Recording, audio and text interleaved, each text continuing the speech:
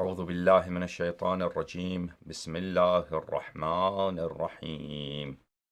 الحمد لله غير مقنوط من رحمته، ولا مخلو من نعمته، ولا مأيوس من مغفرته، ولا مستنكف عن عبادته، الذي لا تبرح منه رحمة ولا تفقد له نعمة.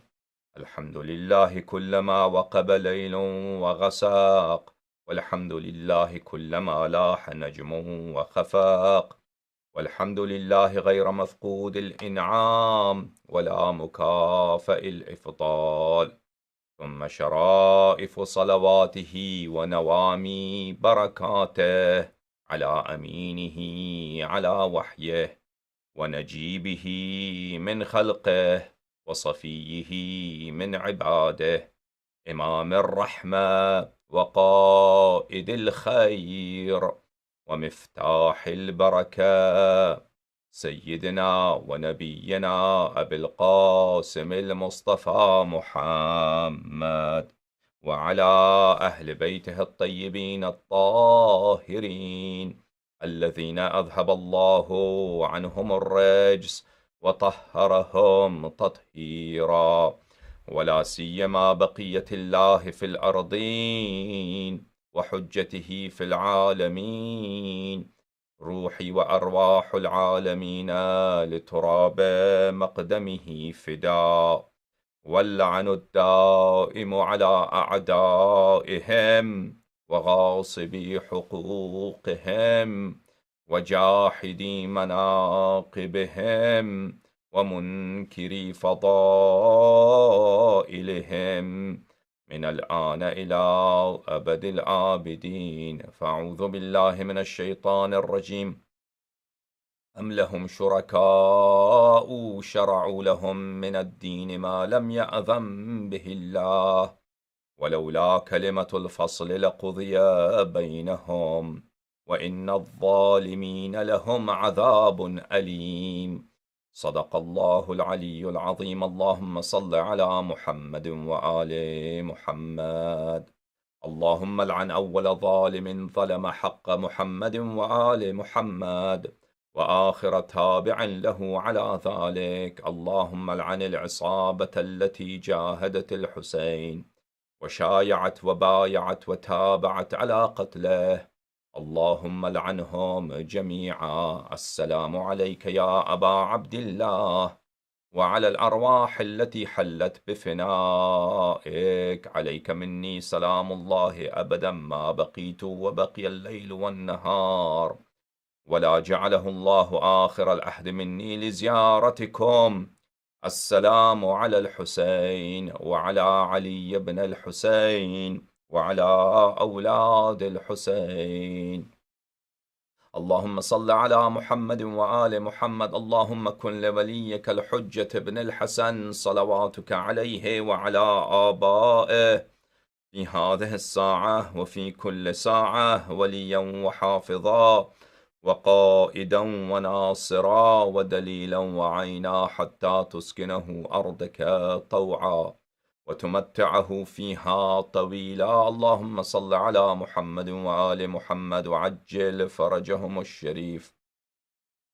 मेरे मुअज़्ज़ज़ नाज़रीन, अहल बैत ताहिरीन अलैहिमुस्सलात वस्सलाम के चाहने वाले, जहाँ भी हैं आपकी खिदमत में मैं सलाम पेश करता हूँ। अस्सलामु अलैकुम। खुदावंद मुतआल आप सबको अमीरुल मोमिनीन अलैहिस्सलात वस्सलाम की विलायत और उनकी इमामत के परतव में, उनकी विलायत की नूर में परवरदिगार आलम आपको सलामती अता फरमाए, और परवरदिगार आलम हम सब की दिलों में, सबके क़ुलूब में महब्बत अहल बैत अलैहिमुस्सलात वस्सलाम, हुब्ब मवद्दत अमीरुल मोमिनीन अलैहिस्सलात वस्सलाम, और हुब्ब मवद्दत इमाम आसिर अज्जलल्लाहु तआला फरजहु शरीफ हर लहजा और हर आन बढ़ाते जाए, और परवरदिगार आलम हमारे दिलों में महब्बत हज़रत सय्यद शुहदा इमाम हुसैन अलैहिस्सलात वस्सलाम हर लहजा हर आन अफजूं करता जाए और उसमें इजाफ़ा फरमाए, और परवरदिगार आलम हमें हर दिन, हर साल, हमेशा अहल बैत अतहार अलैहिमुस्सलाम की खिदमत करने की तौफीक इनायत फरमाए।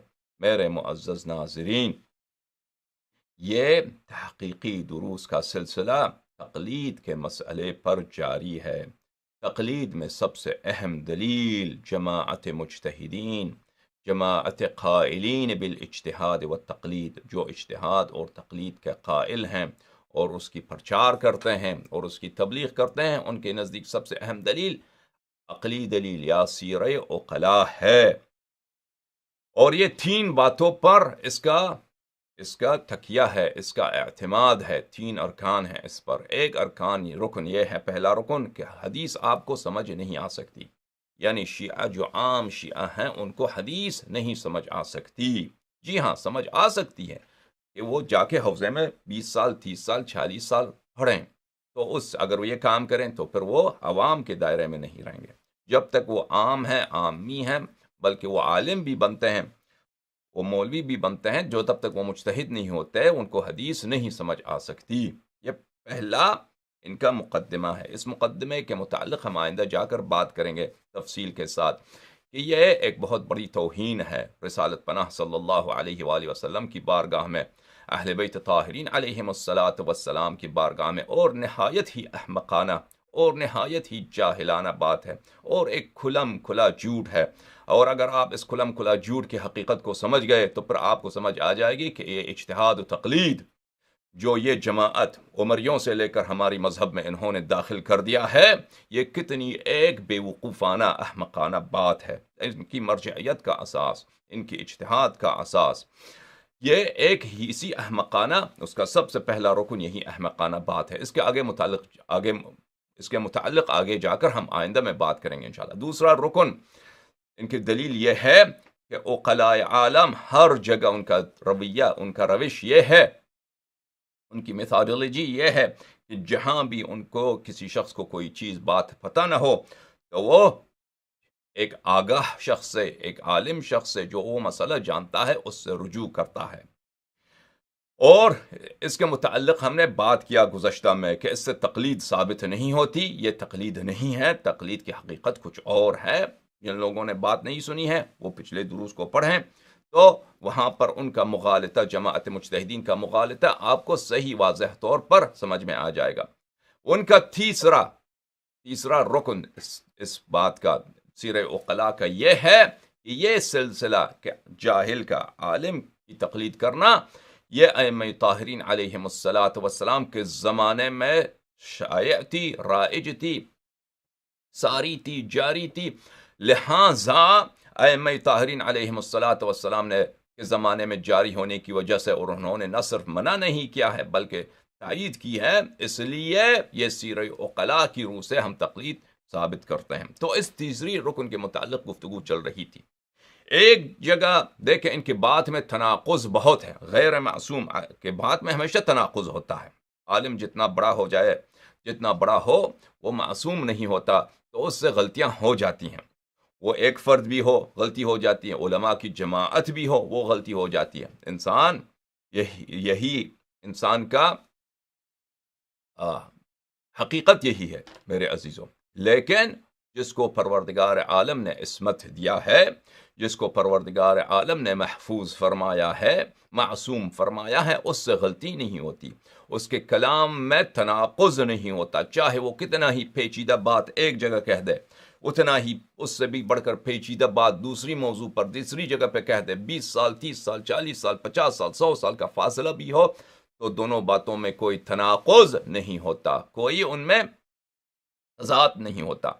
لیکن غیر معصومین کے کلام میں ہمیشہ تناقض ہوتا ہے۔ اسی لیے عزیزو ہم اتباع کرتے ہیں کہ ان کی ائمہ اطہار علیہم الصلاۃ والسلام کی، اہل بیت ابرار علیہم الصلاۃ والسلام کی، کہ اللہ تعالیٰ نے، پروردگار عالم جس کی قدرت، جس کی طاقت بے انتہا ہے، جس کا علم بے انتہا ہے، حکمت بے انتہا، کرم بے انتہا، اور رحمت بے انتہا، اس بے انتہا بے نہایت کرم سے، بے نہایت قدرت سے، بے نہایت حکمت سے، بے نہایت علم سے خداوند متعال نے ائمہ ابرار علیہم الصلاۃ والسلام کو ہمارے لیے اختیار فرمایا ہے، ان کو ہمارے لیے چنا ہے، گائیڈ کرنے کے لیے، ہمارے امامت کرنے کے لیے، ہماری رہنمائی کرنے کے لیے، ہم ان کی اتباع کرتے ہیں۔ اس پہ تو کوئی شیعوں میں کوئی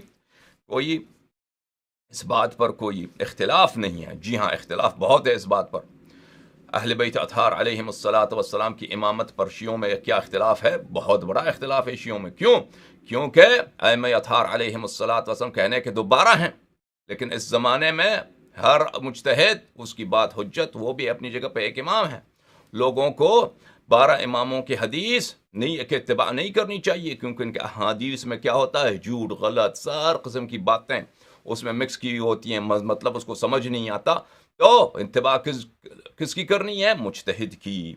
اور کس کا کلام حجت ہے؟ رسول اللہ صلی اللہ علیہ وسلم کی حدیث پاک حجت ہے؟ جی نہیں، حجت نہیں ہے. ائمہ ابرار علیہم الصلاۃ والسلام کی حدیث پاک حجت ہے؟ جی نہیں ہے. ہاں، کس کی بات حجت ہے؟ ہاں، مرجع کی فتوی آیت اللہ کی بات حجت ہے.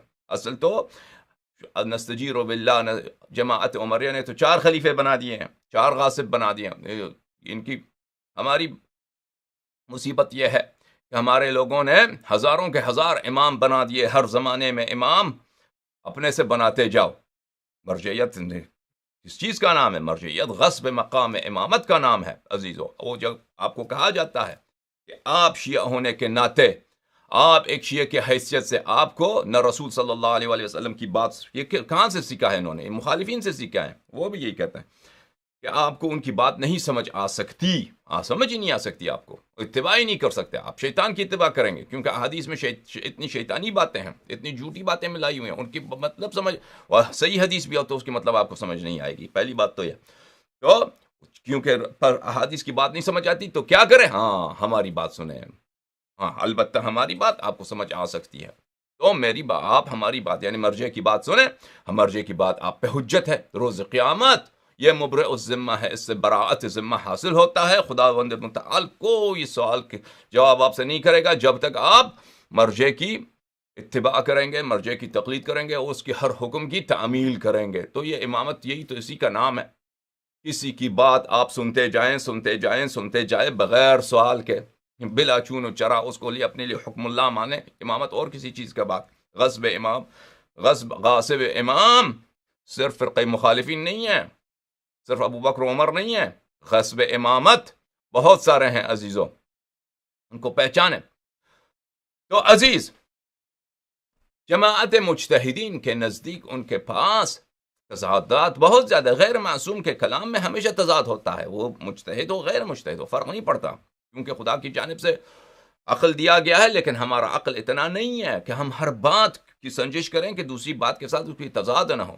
یہ ائمہ طاہرین علیہم الصلاۃ والسلام کا مقام ہے. بہرحال ان کے بعد میں تضاد کیا ہے عزیزو؟ ایک جگہ وہاں پر تقلید کے معاملے میں کیا کہتے ہیں کہ یہ سیرہ عقلاء ہماری اصلی دلیل ہے تقلید کی.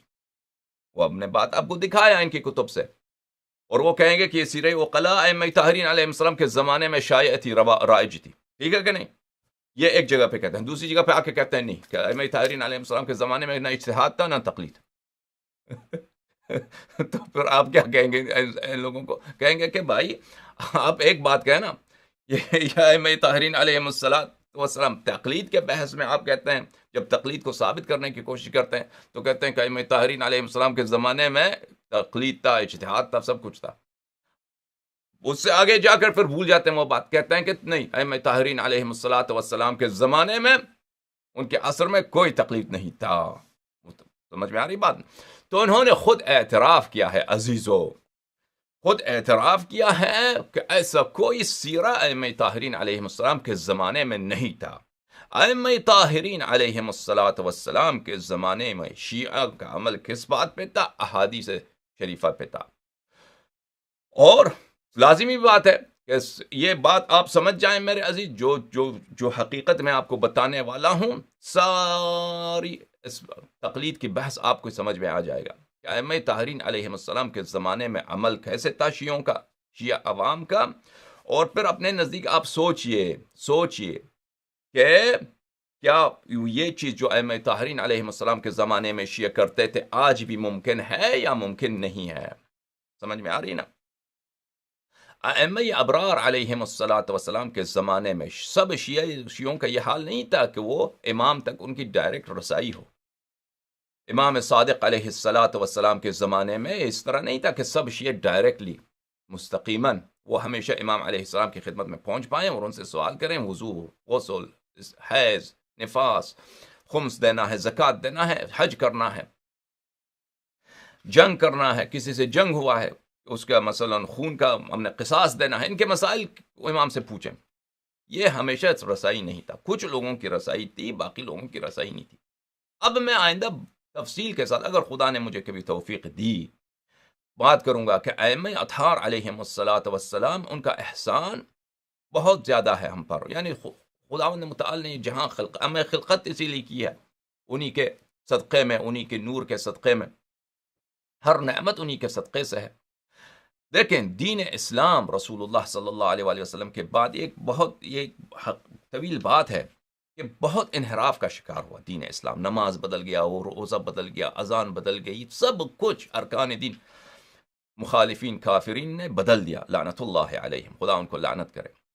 بس کچھ اصحاب جو تھے امیر المؤمنین علیہ الصلاۃ والسلام کے، وہ منحرف نہیں ہوئے، اور امیر المؤمنین علیہ السلام پہلے مدینے میں تھے، پھر کوفے میں آ گئے، اور کوفے میں انہوں نے بہت سارے لوگوں کی تربیت کی، انہوں نے امیر المؤمنین علیہ الصلاۃ والسلام سے احکام دین سیکھا۔ لیکن سنہ 40 ہجری کو امیر المؤمنین علیہ السلام کی شہادت ہو گئی، اور پھر معاویہ کا پورے عالم اسلام پر اس کا قبضہ ہو گیا، اور معاویہ نے کیا شیعوں کو قتل کرنا شروع کیا۔ ان کو اس کو پتا تھا کہ مثلا کون چاہنے والے ہیں امیر المؤمنین علیہ السلام کے، اصحاب خاص کون ہیں، ان کو ایک ایک کر کے ان کو قتل کیا جاتا تھا، اور یہ سلسلہ بڑھتا گیا، اور زیاد ابن ابیہ کو اس نے عراق کا گورنر بنایا، اور زیاد ابن ابیہ جانتا تھا کہ شیعہ کون ہیں، ان کو وہ قتل کرتا تھا، اور یہ سلسلہ چلتا گیا۔ پھر یزید کا زمانہ آ گیا، واقع کربلا ہوا، اس میں بہت سارے اصحاب امیر المؤمنین علیہ السلام اور اصحاب امام حسن و امام حسین سلام اللہ علیہما کی شہادت ہو گئی، اور اسی زمانے میں عبید اللہ ابن زیاد جو عراق میں بہت زیادہ شیعہ تھے، ان کو وہ صفائی کرتے گئے، اور اس کے بعد بنی مروان کا دور آیا، حجاج ابن یوسف کا دور آیا، اور ہر جگہ یہ دہائیاں گزرتی گئی۔ سنہ 40 ہجری سے لے کر سنہ 120 130 ہجری تک، 110 120 130 ہجری تک، جب 120 130 ہجری کو بنی امیہ کا ان کا زوال ہو گیا، تو شیعہ ہر جگہ قتل ہوتے گئے۔ سمجھ میں آ رہی نا؟ تو اصحاب امیر المؤمنین علیہ الصلاۃ والسلام میں بہت سارے مصنف تھے، بہت سارے مؤلف تھے، انہوں نے کتابیں لکھی تھیں فقہ پر، فقہ کے مختلف ابواب پر۔ اب ہم فقہ کہتے ہیں، اس فقہ سے مراد یہ فقہ مصطلح نہیں ہے جو ابھی علماء کے ہاتھ میں ہے۔ ابھی فقہ جو علماء کے ہاتھ میں ہے، یہ جماعت عمریہ کی فقہ کی کاپی ہے۔ یہ جماعت عمریہ، جماعت مخالفین جو اپنے آپ کو اہل سنت کہتے ہیں، ان کی فقہ کی کاپی ہے، ان کے روح سے لیا گیا ہے۔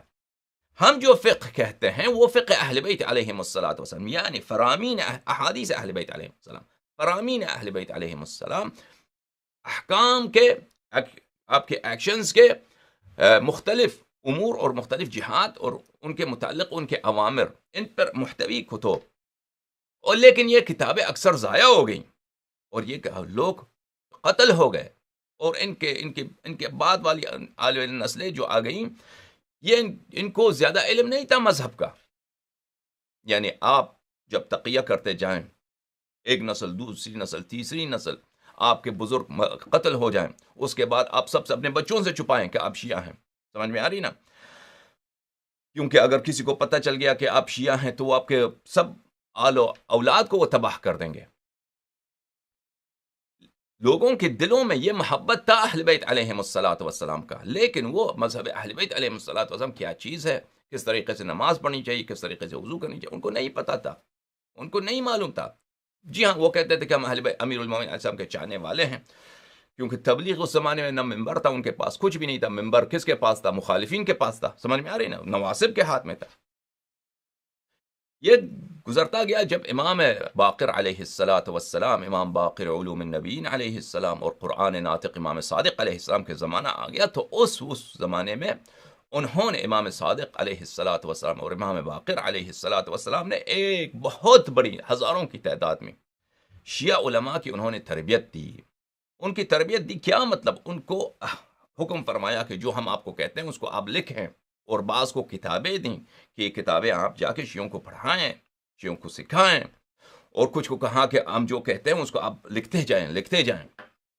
تو امام باقر علوم النبین علیہ السلام اور امام صادق علیہ السلام کے زمانے میں مذہب کا احیاء ہو گیا. یعنی جس طرح رسول اللہ صلی اللہ علیہ وآلہ وسلم تشریف لائے، سب دین تباہ ہو چکا تھا، دین الہی تباہ ہو چکا تھا، دین الہی کچھ نہیں تھا دنیا میں. توحید جو ہے وہ کفر میں، تسلیس میں. حضرت عیسیٰ علیہ السلام جو آخری اولو العزم پیغمبر تھے، ان کا دین بگڑ گیا تھا. کیا بن چکا تھا ان کا دین بن چکا تھا بت پرستی، تسلیس اور صلیب کی عبادت، اور ان کی کتاب، ان کی شریعت سب وہ محرف ہو چکی تھی. اور رسول اللہ صلی اللہ علیہ وسلم سے انہوں نے نیا دین لایا اور لوگوں کو دین توحید کے احیاء کی شریعت لایا لوگوں کے لیے. اسی طرح امام باقر علوم النبین علیہ السلام اور امام صادق علیہ السلام کے زمانے میں دین بالکل ختم ہو چکا تھا.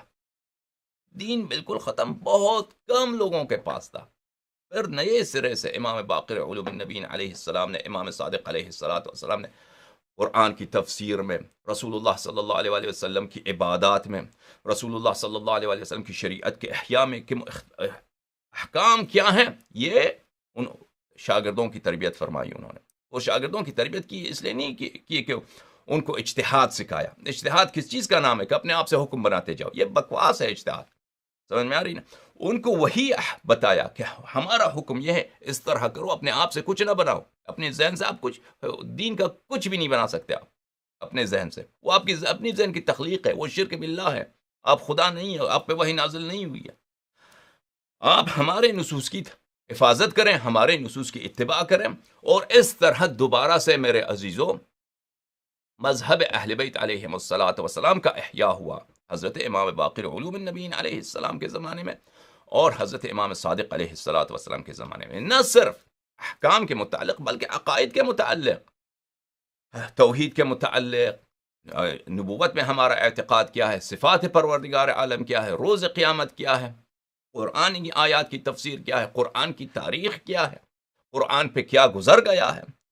میرے عزیزو، کیا یہ قرآن کامل ہے یا کامل نہیں ہے؟ ان سب کے متعلق حضرات ائمہ طاہرین علیہم السلام نے ہزاروں کی تعداد میں شاگردوں کی تربیت کی. اور وہ شاگرد کیا کرتے تھے؟ وہ صرف وہ مصنف تھے میرے عزیز، کتاب لکھتے تھے، اور یہ ہزاروں کی تعداد میں کتابیں تھیں شیعہ کے پاس. تو اس زمانے میں شیعوں کا عمل کیسے ہوتا تھا میرے عزیزو؟ یہ بات سنیے اور سمجھ لیجئے کہ جو طریقہ کار ائمہ طاہرین علیہم السلام نے، رسول اللہ صلی اللہ علیہ وآلہ وسلم نے آپ لوگوں کے لیے تجویز کیا ہے کہ کیا آپ علماء کی تقلید کریں، جو وہ کہہ دے تو آپ کریں، ان کی کلام آپ کے لیے حجت ہے. یہ فرمایا یا ان کا طریقہ کار کچھ اور ہے میرے عزیزو؟ ان کا ائمہ طاہرین علیہم السلام کی مذہب میں کسی شخص کی کوئی کلام کسی کی حجت نہیں ہے مگر 14 معصومین علیہم السلام. یہ بات یاد رکھیے، کسی شخص کی کتنا بڑا بھی ہو، اس کی کلام کی کوئی حجیت نہیں ہے. سمجھ؟ موافق اگر ہے کلام اہل بیت علیہم السلام کے ساتھ، اس کی کلام صحیح ہے. اگر مخالف کلام اہل بیت علیہم السلام ہے تو اس کی لعنت اس کے چہرے پر، سمجھ میں آ رہی؟ لعنت اس کی داڑھی پر. اور اگر ہمیں پتہ نہیں ہے کہ یہ کلام بتایا گیا ہے یہ مخالف ہے یا موافق ہے، تو ہم اس کی تصدیق نہیں کر سکتے. ایک کلام بات ہمارے پاس آیا ہے، ہمیں پتہ نہیں ہے کہ یہ موافق کلام اہل بیت علیہم السلام ہے یا نہیں ہے. آپ یہ نہیں کہ یہ میرے لیے مبرئ الذمہ ہے، یہ میرے لیے حجت ہے، میں اس کی اتباع کروں. نہیں، ہم اس کو رکھ دیتے ہیں ایک سائڈ پہ. اگر فی علم اللہ، اگر یہ واقعا موافق کلام اہل بیت علیہم السلام ہے تو حق ہے، اگر مخالف ہے تو یہ مخالف ہے، ہم ایسے کوئی کام نہیں ہے، لیکن ہم اس کی تصدیق نہیں کر سکتے. ائمہ طاہرین علیہم السلام کے نزدیک صرف اور صرف کس کی بات حجت ہے؟ میرے نزدیک، میرے عزیزو، قرآن پاک، اللہ تعالیٰ کی بات، اور 14 معصوموں علیہم السلام کی بات. اس کے علاوہ کسی کی کوئی بات حجت نہیں ہے، کیونکہ ائمہ طاہرین علیہم السلام کون ہے؟ لسان اللہ ہے. معصوم کا مطلب کیا ہے میرے عزیز؟ معصوم کا مطلب یہ ہے کہ یہ کبھی آپ کو غلط بات، اشتباہ بات، خطا بات، سہو اور نسیان کی روح سے والی بات، کوئی ایسی بات نہیں. وہ جو کہیں گے وحی من اللہ ہے، وہ خازن علم اللہ ہے. وہ جو کہیں گے وہ اللہ تعالیٰ کی مرضی ہے، اللہ تعالیٰ کی رضا ہے، اللہ تعالیٰ کی خوشنودی کے ثابت کے لیے باعث ہے. باقی لوگ دنیا میں، کائنات میں ایسا ہے ہی نہیں. سمجھ میں آ رہی نا؟ یہ صرف 14 معصومین علیہ السلام کی شان ہے۔ تو شیعوں کا عمل کس طرح ہوتا تھا اس زمانے میں، یہ سمجھ لیجئے میرے عزیزو۔ اگر یہ سمجھ میں آ گئی آپ کو عزیزو، تو آپ کو تقلید کے بطلان کا واضح اور اجتہاد کے بطلان آپ پہ واضح ہو جائے گا۔ ائمہ طاہرین علیہ السلام کے زمانے میں نہ اجتہاد تھا نہ تقلید، نہ اجتہاد تھا نہ تقلید۔ کیا تھا ان کے زمانے میں میرے عزیزو؟ ائمہ ابرار علیہ السلام کے زمانے میں اور قیامت تک یہی حقیقت ہے کہ 14 معصوموں علیہ السلام کے علاوہ کسی کے کلام کی کوئی حجت، دین خدا، شریعت اگر ہے تو صرف اور صرف فرمان امام معصوم علیہ السلام ہے۔ اگر انہوں نے امر کیا ہے تو واجب، نہیں کیا ہے تو حرام۔ سمجھ میں آ رہی ہے نا؟ سب شیعوں کو رسائی نہیں ہے امام علیہ السلام۔ جس شخص کو رسائی ہے اس کے لیے تو واضح ہے، اگر آپ امام علیہ السلام کے پڑوسی ہیں، اگر آپ کو یہ شرف حاصل ہے کہ آپ امام علیہ السلام کے خدمت کرتے ہیں، آپ خادم ہیں ان کے گھر کے، سمجھ میں آ رہی ہے نا؟ تو سب حکم آپ پوچھتے ہیں، سیکھتے ہیں ان سے۔ امام علیہ السلام روزانہ وضو لیتے ہیں، آپ سیکھتے ہیں کہ کیسے وضو لیا جاتا ہے۔ امام علیہ السلام حج پہ جاتے ہیں تو آپ کو سکھاتے ہیں جاتے ہوئے کہ اس طرح کر لو، اس طرح کر لو۔ تو جس کو رسائی ہے امام علیہ السلام کے ساتھ، وہ چاہے ان پڑھ بھی ہو، چاہے پڑھنا بھی سکا ہو، تو اس کا مسئلہ واضح ہے کہ وہ کہاں سے حکم حاصل کرتا ہے۔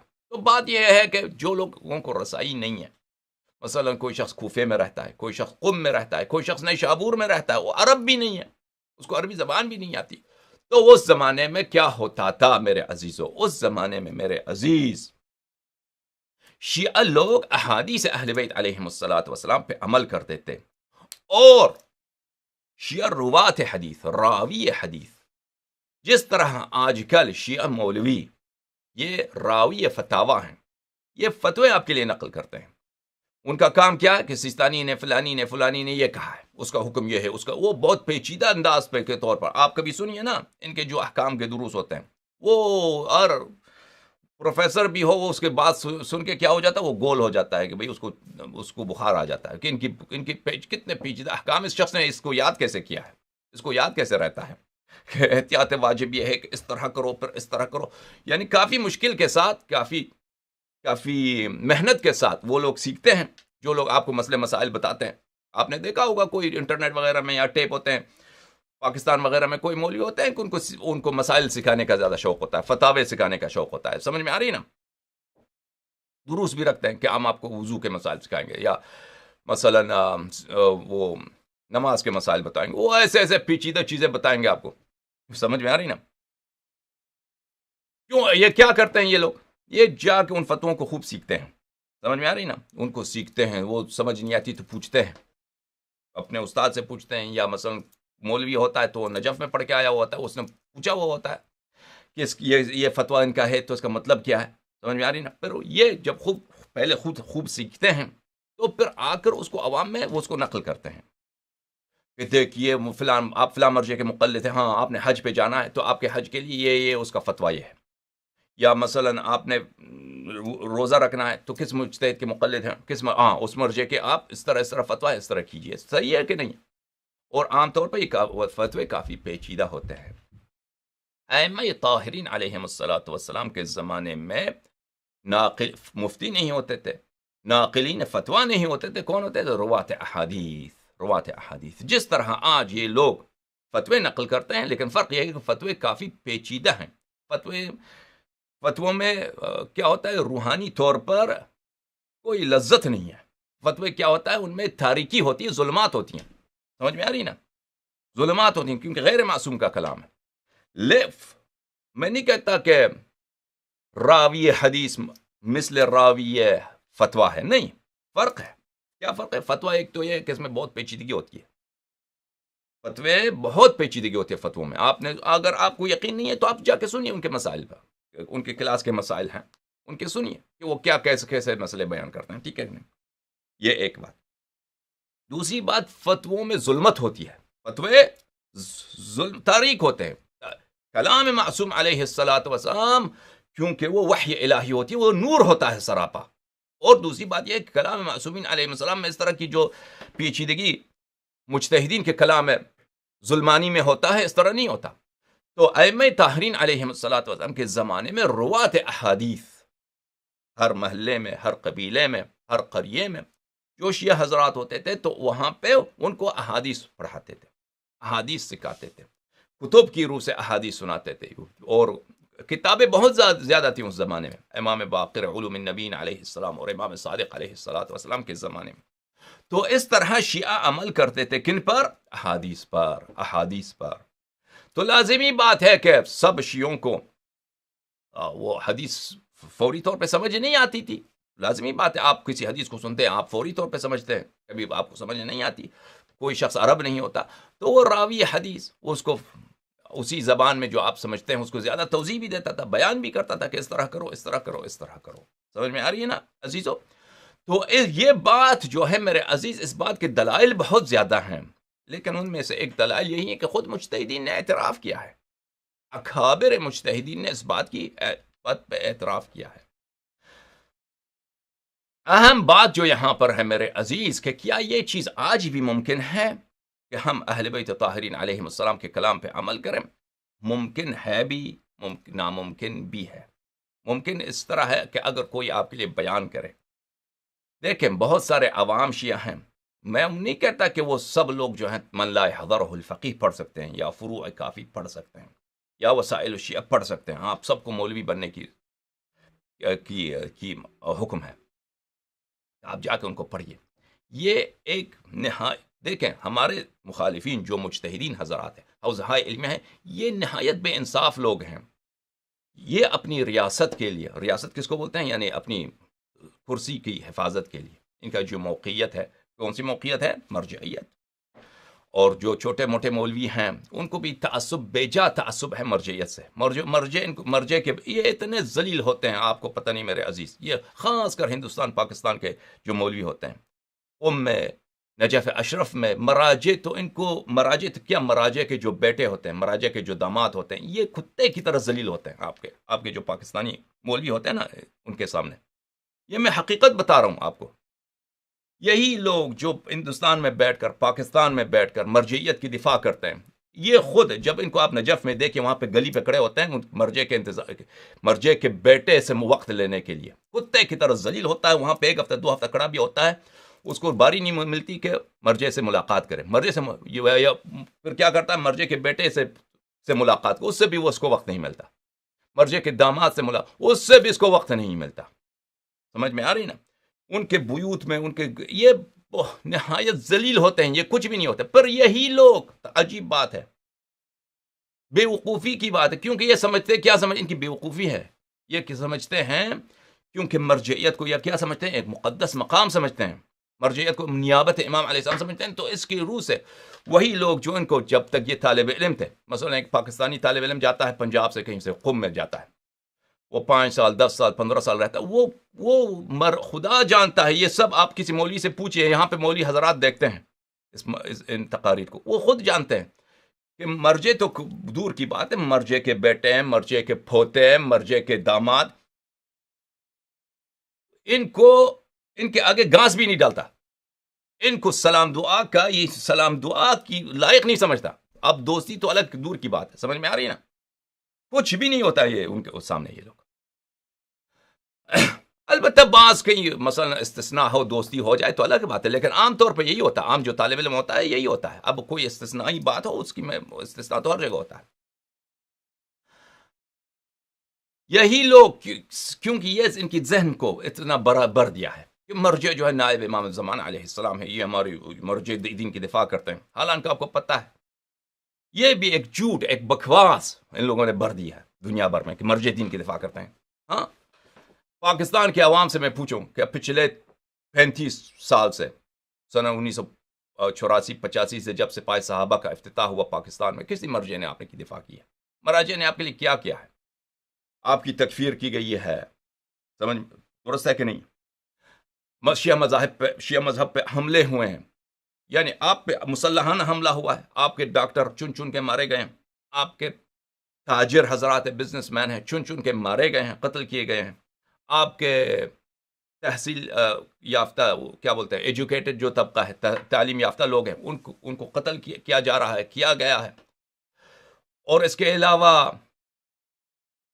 آپ کے جو ہر شعبے میں جو کامیاب لوگ تھے شیعوں کے مختلف شہروں میں، ان کی قتل کی گئی ہے. درست ہے کہ نہیں؟ اس کے علاوہ آپ کے مذہب کو ہدف بنایا گیا ہے کہ شیعہ مشرک ہیں، شیعہ مثلا عقائد میں یہ باطل ہیں، فلاں ہیں فلاں ہیں. کس مرجع نے آپ کی دفاع کی؟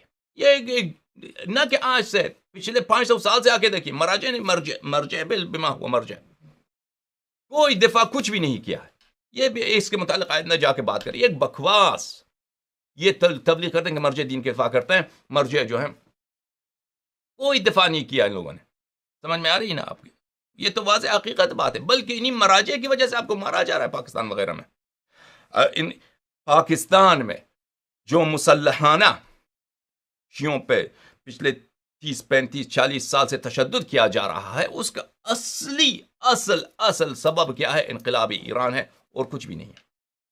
وہ اس کے متعلق وہ انقلابی ایران ثمر ہے اجتہاد کا. یہ اس کے متعلق آئندہ جا کر کبھی انشاءاللہ بات کریں گے. وہ الگ بات ہے کہ اس سے پہلے کیوں نہیں مارا جاتا تھا آپ کو پاکستان میں. اس انقلابی ایران سے پہلے کہ ایک بھی مسلحانہ گروپ نہیں تھا جس کا کام جہاد ہو شیعوں کے خلاف. کچھ بھی نہیں تھا. اصل ثمر اس کا اصل سبب وہی ہے، انقلابی ایران ہے. وہ بھی اجتہاد کی ایک ثمر، مکتب اجتہاد کا ایک نتیجہ ہے. شیعہ مولوی بیچارے یہ سمجھتے ہیں ان کی ذہنوں میں بھر دیا ہے. وہ شیعہ مولوی یہ اتنے اگر آپ سمجھ جائے کہ شیعہ مولوی بہت محقق ہوتے ہیں، شیعہ مولوی ان کی علم بہت زیادہ ہوتی ہے، یہ سب بکواس ہے. ان کو کچھ نہیں آتا. آپ کے جو عام شیعہ مولوی ہوتے ہیں ان کو 10 15 20 25 مجالس یاد ہوتی ہیں مجلسیں پڑھنے.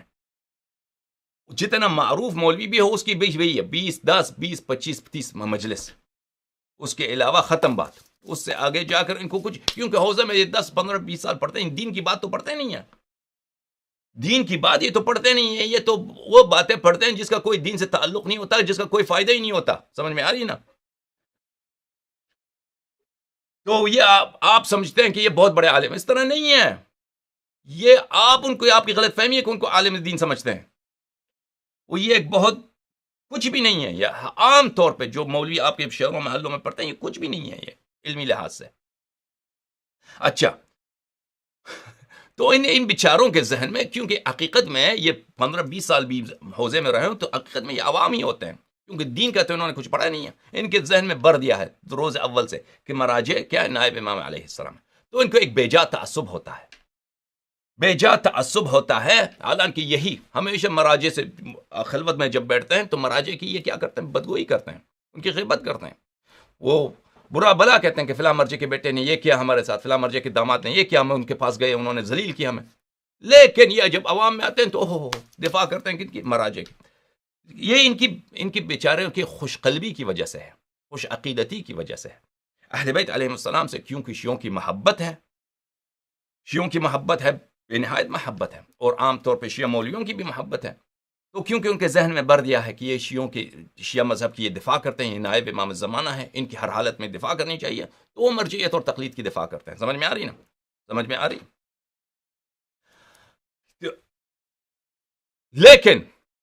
لیکن حقیقت یہ ہے کہ مرجعیت یہ ایک بدعت ہے. مرجعیت اور اجتہاد اور تقلید یہ ایک بدعت ہے.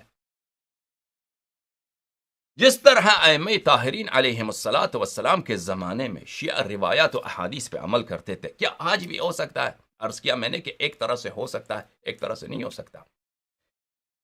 ہمارے مقابل جو شیعہ مولوی ہیں، شیعہ مجتہد ہیں، حوزات علمیہ ہیں، جو مراجع کی دفاع کرتے ہیں، وہ نہایت تعصب کے ساتھ دفاع کرتے ہیں، وہ بہت بے انصاف طبقہ بھی ہیں. ان میں سے ایک تہمت ہم پہ یہ لگاتے ہیں کہ دیکھیں یہ کتنے بیوقوف لوگ ہیں. یہ کہتے ہیں کہ سب شیعہ جا کے کیا پڑھیں؟ حدیث پڑھیں. سب شیعہ حدیث نہیں پڑھ سکتے. آپ جا کے کوشش کریں اصول فروع کافی پڑھیں، آپ کو نہیں سمجھ آئے گی. بات ایک طرح سے ان کی صحیح ہے. آپ کوشش کریں جا کے وسائل الشیعہ پڑھیں، نہیں پڑھ سکتے. آپ کو کہاں سے معلوم کہ یہ حدیث صحیح ہے یا حدیث ضعیف ہے؟ ہاں، آپ کو کہاں سے معلوم؟ آپ شیعہ مثلا طالب علم ہیں، آپ نے ٹھیک ہے ایم اے کیا ہے، اردو میں ایم اے کیا ہے، ٹھیک ہے نا، آپ نے بی کام کیا ہے لاہور سے صحیح ہے، آپ تعلیم یافتہ ہیں، ٹھیک ہے. آپ کو کہاں یہ حدیث آپ کے سامنے رکھتے ہیں، کہاں سے معلوم آپ کی یہ حدیث صحیح ہے؟ تو بات صحیح ہے ان کی، حدیث پہ عمل نہیں کر سکتے. اس لیے یہ بات دیکھا جائے تو حدیث پہ عمل نہیں کر سکتے. تو کیا کریں؟ ہاں، مراجع کی بات پہ عمل کریں. نہیں، ان کی بات کو اگر دیکھیں اس طرح لحاظ سے تو ان کی ایراد، ان کی اشکال بجائے خود ایک طرح سے درست ہے کہ اس طرح عمل نہیں ہو سکتا. لیکن میرے عزیزوں، میں نے پہلے بھی توضیح دی ہے آپ کے خدمت میں، اگر شیعہ علماء جس طرح ائمہ طاہرین علیہم الصلاۃ والسلام کے زمانے میں شیعہ روات احادیث ہوتے تھے، شیعہ عالم کیا ہوتا ہے؟ راوی حدیث ہوتا ہے، معلم حدیث ہوتا ہے، مفہم حدیث ہوتا ہے، حدیث کی تعلیم دیتا ہے، حدیث کو سمجھاتا ہے، عوام کو سمجھ میں آ رہی نا، حدیث کو سمجھاتا ہے، اسی ذمہ داری کو سنبھال لیں۔ اور یہ سعادت ہے ائمہ اطہار علیہم الصلاۃ والسلام کی کہ جو شخص راوی حدیث ہوتا ہے وہ خلیفۃ اللہ اور خلیفۃ الرسول اور خلیفہ اہل بیت علیہم الصلاۃ والسلام ہوتا ہے۔ وہ حقیقت میں نائب امام زمانہ علیہ السلام وہ ہے جو کلام ائمہ طاہرین علیہم السلام کو لوگوں تک پہنچائے اور ان کو سمجھائے، سمجھ میں آ رہی نا؟ اگر یہ وظیفہ انجام دے شیعہ اور یہ مہم انجام دے اور یہ ذمہ داری سنبھال لیں، بجائے یہ کہ فتوے جو ظلمانی ہیں، جو بہت ہی پیچیدہ ہیں، جن کی کوئی حجیت نہیں ہے، جو بدعت ہیں، یہ لوگوں کو نقل کریں، کلام اہل بیت علیہم الصلاۃ والسلام لوگوں کو پہنچائیں، تو کیوں عمل نہیں ہو سکتا؟ فرض کریں کہ میں ایک شیعہ عام آدمی ہوں، ٹھیک ہے نا، میں نے لاہور میں میرا دکان ہے، مثلا میں کاروباری آدمی ہوں، لہٰذا لاہور میں ملازم ہوں، میں چاہتا ہوں کہ میں اہل بیت علیہم الصلاۃ والسلام دیکھوں کہ وہ نماز کیسے پڑھتے تھے۔ تو اگر آپ مجھ سے کہیں کہ جا کے وسائل الشیعہ پڑھو، وسائل الشیعہ عربی کی کتاب ہے، میں اس کو کھولتا ہوں، مجھے سمجھ نہیں آتی، اردو میں ترجمہ بھی مل جائے نا تو مجھے پتہ نہیں ہوتا کہ یہ حدیث صحیح ہے یا نہیں ہے۔ لیکن اگر معلم حدیث ہو، معلمین حدیث شروع ہے حدیث لکھ دیں کہ یہ حدیث صحیح ہے، ٹھیک ہے نا، اس کو عام اردو میں ترجمہ کریں، توضیح دیں اور کو شرح کریں، پھر ایک دوسرا عالم بھی مثلا اس کو دیکھ لے، مثلا اس کی تصحیح کرے کہ بھئی کہاں اس کی غلطی ہو گئی ہے، اس پہ حاشیہ لکھ دیں۔ تو اس طرح اگر تحقیقی کتب لکھے جائیں، اور اسی کے ساتھ میرے عزیز علماء جو ہیں جگہ جگہ پڑھائیں، بجائے یہ کہ اوٹ پٹانگ مجتہد کا کیا فتویٰ ہے وہ لوگوں کو تو سنائے۔ اگر کلام اہل بیت علیہ السلام سنایا جائے تو کیوں عمل نہیں ہو سکتا؟ یہ کیا بکواس ہے، یہ کیا تہمت ہے؟ رسول اللہ صلی اللہ علیہ وسلم نے جب فرمایا کہ میں اہل بیت علیہ السلام کی اتباع کرو، تو کیا وہ ایک ناممکن بات انہوں نے لوگوں کو بتایا ہے؟ جب ائمہ اطہار علیہ السلام ہر جگہ مکرر فرماتا ہے کہ ہماری اتباع کرو، ہماری اطاعت کرو، وہ ایک ناممکن بات کو وہ کہہ رہے ہیں کہ آپ ایک ناممکن کام کو کریں؟ نہیں، ایک جگہ بھی نہیں کہ ائمہ اطہار علیہ السلام یہ کہیں ہوں کہ ہمارا حکم ایسا ہے کہ کسی کو سمجھ نہیں آتی، بہت کم لوگوں کو سمجھ آتی ہے ہمارا حکم، بس ہمارے حلال و حرام کے جو مسائل ہیں کم لوگ آپ ان سے سیکھیں، یہ کوئی نہیں ہے عزیزو اس طرح کا کوئی حکم۔ تو تیسرے مرحلہ جو ہے مجتہدین کا، جو اصلی دلیل ہے سیر عقلاء، وہ یہ ہے کہ ائمہ اطہار علیہ السلام کے زمانے میں اجتہاد تھا اور تقلید تھی، اور یہ سیرہ ان کے زمانے میں تھا۔ یہ ایک بات ایک جگہ کہتے ہیں، لیکن دوسری جگہ اسی بات کو بھول جاتے ہیں، کہتے ہیں کہ نہیں تھا یہ بات۔ ملاحظہ فرمائیے عزیزوں، میں آپ کو کچھ ان کے مدارک اور ان کے کچھ ریفرنسز آپ کو دکھاتا ہوں۔ یہ کتاب ہے کفایت الاصول، تالیف ہے محمد کاظم خراسانی رحمہ اللہ کی، چھاپ ہے مؤسسہ آل البیت علیہم السلام لإحیاء التراث کی۔ یہاں پر صفحہ نمبر 299 میں مرحوم آخوند خراسانی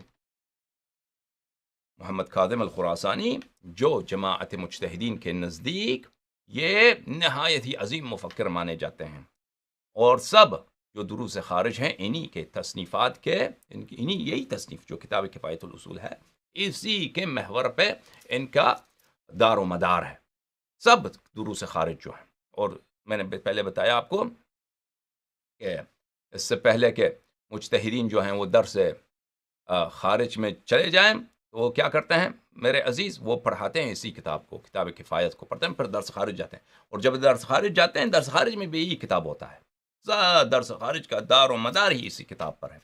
اس کتاب کے اس صفحے میں صفحہ نمبر 299 میں آخوند فرماتا ہے، آخوند کہتا ہے لا یذهب علیک، کہتا ہے کہ آپ کو توجہ ہونی چاہیے، آپ کو توجہ، انہ لیس، آپ نوٹ کریں، آپ کو سمجھ آنی چاہیے کیا، انہ لیس حال الرواة فی الصدر الاول فی نقل ما تحملوا من النبی صلی اللہ علیہ وآلہ وسلم او الامامی من الاحکام الى الانام الا کحال نقلت الفتاوى الى العوام۔ کہتا ہے توجہ ہونی چاہیے کہ حال روات راوی حدیث جو تھے ان کی حال صدر اول سے کیا مراد، زمان رسول اللہ صلی اللہ علیہ وآلہ وسلم اور زمان ائمہ اطہار علیہ السلام، اس زمانے میں اسلام کے صدر اول میں ان کی حالت کیا تھی؟ کس معاملے میں؟ نقل ما تحملوا من النبی صلی اللہ علیہ وآلہ او الامام من الاحکام الى الانام، کہ انہوں نے سیکھا، راوی نے کیا کیا؟ راویوں نے رسول اللہ صلی اللہ علیہ وسلم سے، اہل بیت طاہرین علیہم الصلاۃ والسلام سے سیکھتے تھے احکام کو، اور پھر اس کو نقل کرتے تھے انام تک۔ انام کس کو بولتے ہیں؟ عربی زبان میں انام عوام کو بولتے ہیں۔ انام یعنی بقیت جو لوگ ہیں، خلائق، خلق خدا۔ ہاں، روات کی حالت رسول اللہ صلی اللہ علیہ وسلم اور ائمہ طاہرین علیہ السلام کے زمانے میں جو احکام لوگوں کو پہنچاتے تھے اور سمجھاتے تھے، تعلیم دیتے تھے، کیا وہ اجتہاد کی حالت تھی؟ مجتہد تھے اور لوگ ان کی تقلید کرتے ہیں؟ فرماتے ہیں نہیں، ان کی حال کیا تھی؟ الا کحال نقلت الفتاوی الی العوام، کہتے ہیں آج ہمارے زمانے میں دیکھیے ناقلین فتاوی، نقل فتاوی یعنی ناقلین فتاوی، جو مراجع کی فتاوی عوام تک پہنچاتے ہیں، یہی حالت کن کی تھی؟ راویوں کی تھی اس زمانے میں۔ ابھی ہمارے زمانے میں جو مولوی حضرات آپ کو حلال و حرام سناتے ہیں، وہ کیا اجتہاد کرتے ہیں؟ اجتہاد نہیں کرتے وہ۔ ہاں، آپ جاتے ہیں مثلا فلاں مدرسے میں، آپ کا کوئی مسئلہ ہے، مدرسے لاہور میں فرض کیجئے یا ملتان میں یا کراچی میں، مدرسے کے مدرس ہیں، وہاں پہ جاتے ہیں کہ میں فلاں مجتہد کا میں مقلد ہوں، میرا یہ مسئلہ ہے، مثلا بیوی کو طلاق دینا ہے یا خمس دینا ہے یا حج پہ جانا ہے، یہ آپ مجھے بتائیں حکم۔ وہ آپ کے مجتہد کے حکم کے روح سے، اس کے فتوے کی روح سے آپ کو سنائے گا۔ وہ اپنی رائے، وہ مجتہد، وہ شخص جو مدرسے میں خود مجتہد بھی ہو، وہ اپنی رائے آپ کو نہیں سنائے گا، وہ مجتہد کے آپ کو فتویٰ سنائے گا۔ سمجھ میں آ رہی؟ عام طور پہ یہ مجتہد بھی نہیں ہوتے جو فتوے نقل کرتے ہیں، تو وہ آپ کو بتائے گا کہ یہ کرو، یہ کرو، یہ کرو، یہ کرو۔ تو یہی حالت جو آج کل ہیں ہمارے ناقلین فتاوی، یہ حالت کن کی؟ یہی حالت تھی کن کی؟ جو ائمہ اطہار علیہ السلام روات احادیث تھے۔ روات احادیث مجتہد نہیں تھے، روات احادیث وہ اپنے فتوے نہیں دیتے تھے، وہ احادیث نقل کرتے تھے لوگوں تک، اور لوگ بھی ان کی تقلید نہیں کرتے تھے۔ لوگ کس پہ عمل کرتے تھے؟ احادیث اہل بیت علیہ السلام پہ عمل کرتے تھے۔ سمجھ میں آ رہی نا؟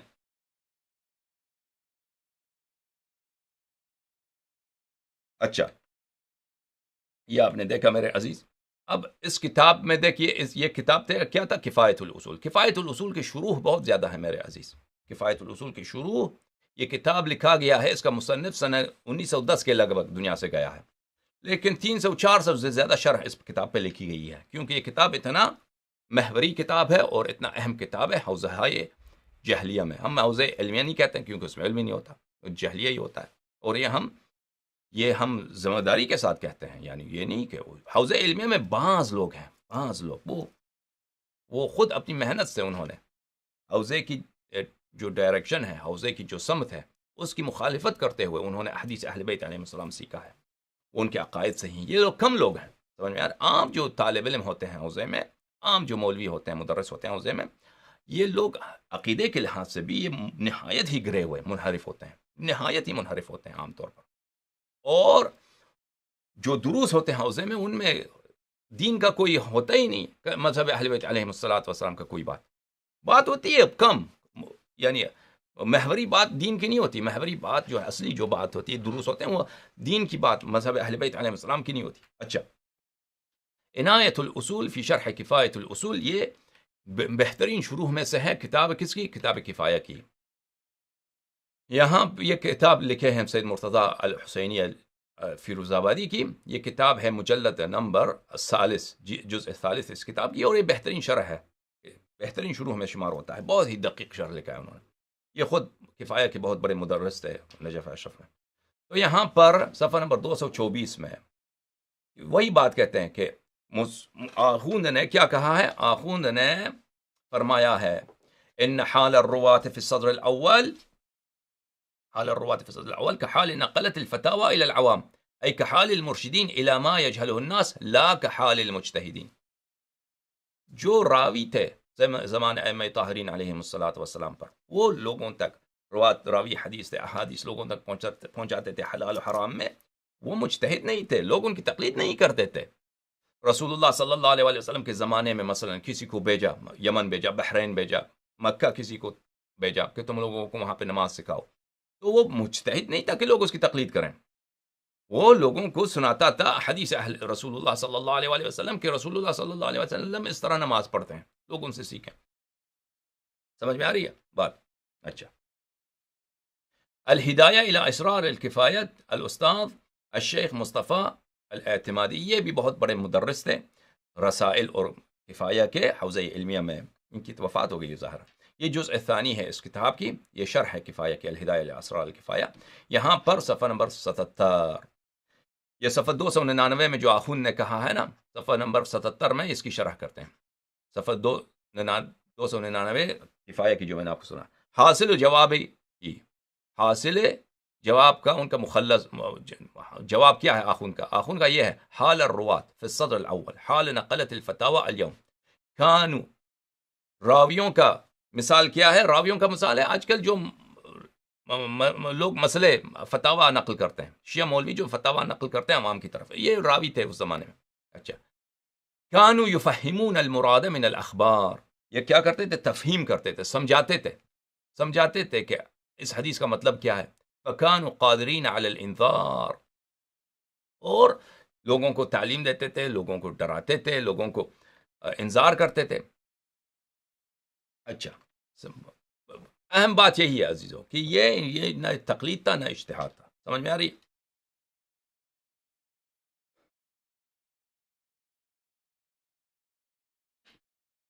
اچھا، اس کے علاوہ پھر آخون کفایت الاصول میں بحثی، وہاں پہ ایک بحث ہے تقلید میت کیا جائز ہے یا نہیں ہے، اس کے بحث میں وہ بیان فرماتے ہیں، ملاحظہ فرمائیے۔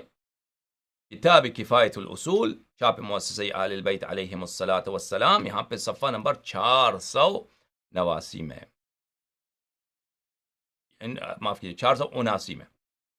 ومنہا دعوی السیرہ علی البقاء، جو لوگ قائل ہیں کہ تقلید میت جائز ہے، تقلید میت جائز ہے، انہوں نے استدلال کیا کس مسئلے پر؟ کہا کہ انہوں نے کیا کیا ہے؟ انہوں نے سیرے کا ادعا کیا ہے کہ شیعہ پرانے زمانے میں، ائمہ طاہرین علیہ الصلاۃ والسلام کے زمانے میں تقلید کرتے تھے کسی شخص کی، کسی عالم کی، مثلا زرارہ کی یا محمد بن مسلم کی انہوں نے تقلید کی، وہ مر گیا دنیا سے، اس کے مرنے کے بعد اس کے فتاوے سے شیعہ نہیں پڑھتے تھے، شیعہ رجوع نہیں کرتے تھے حی کی طرف، مجتہد زندہ کی طرف، سمجھ میں آ رہی؟ لذا ائمہ طاہرین علیہ السلام میں جو عمل تھا مجتہد میت کی تقلید جائز۔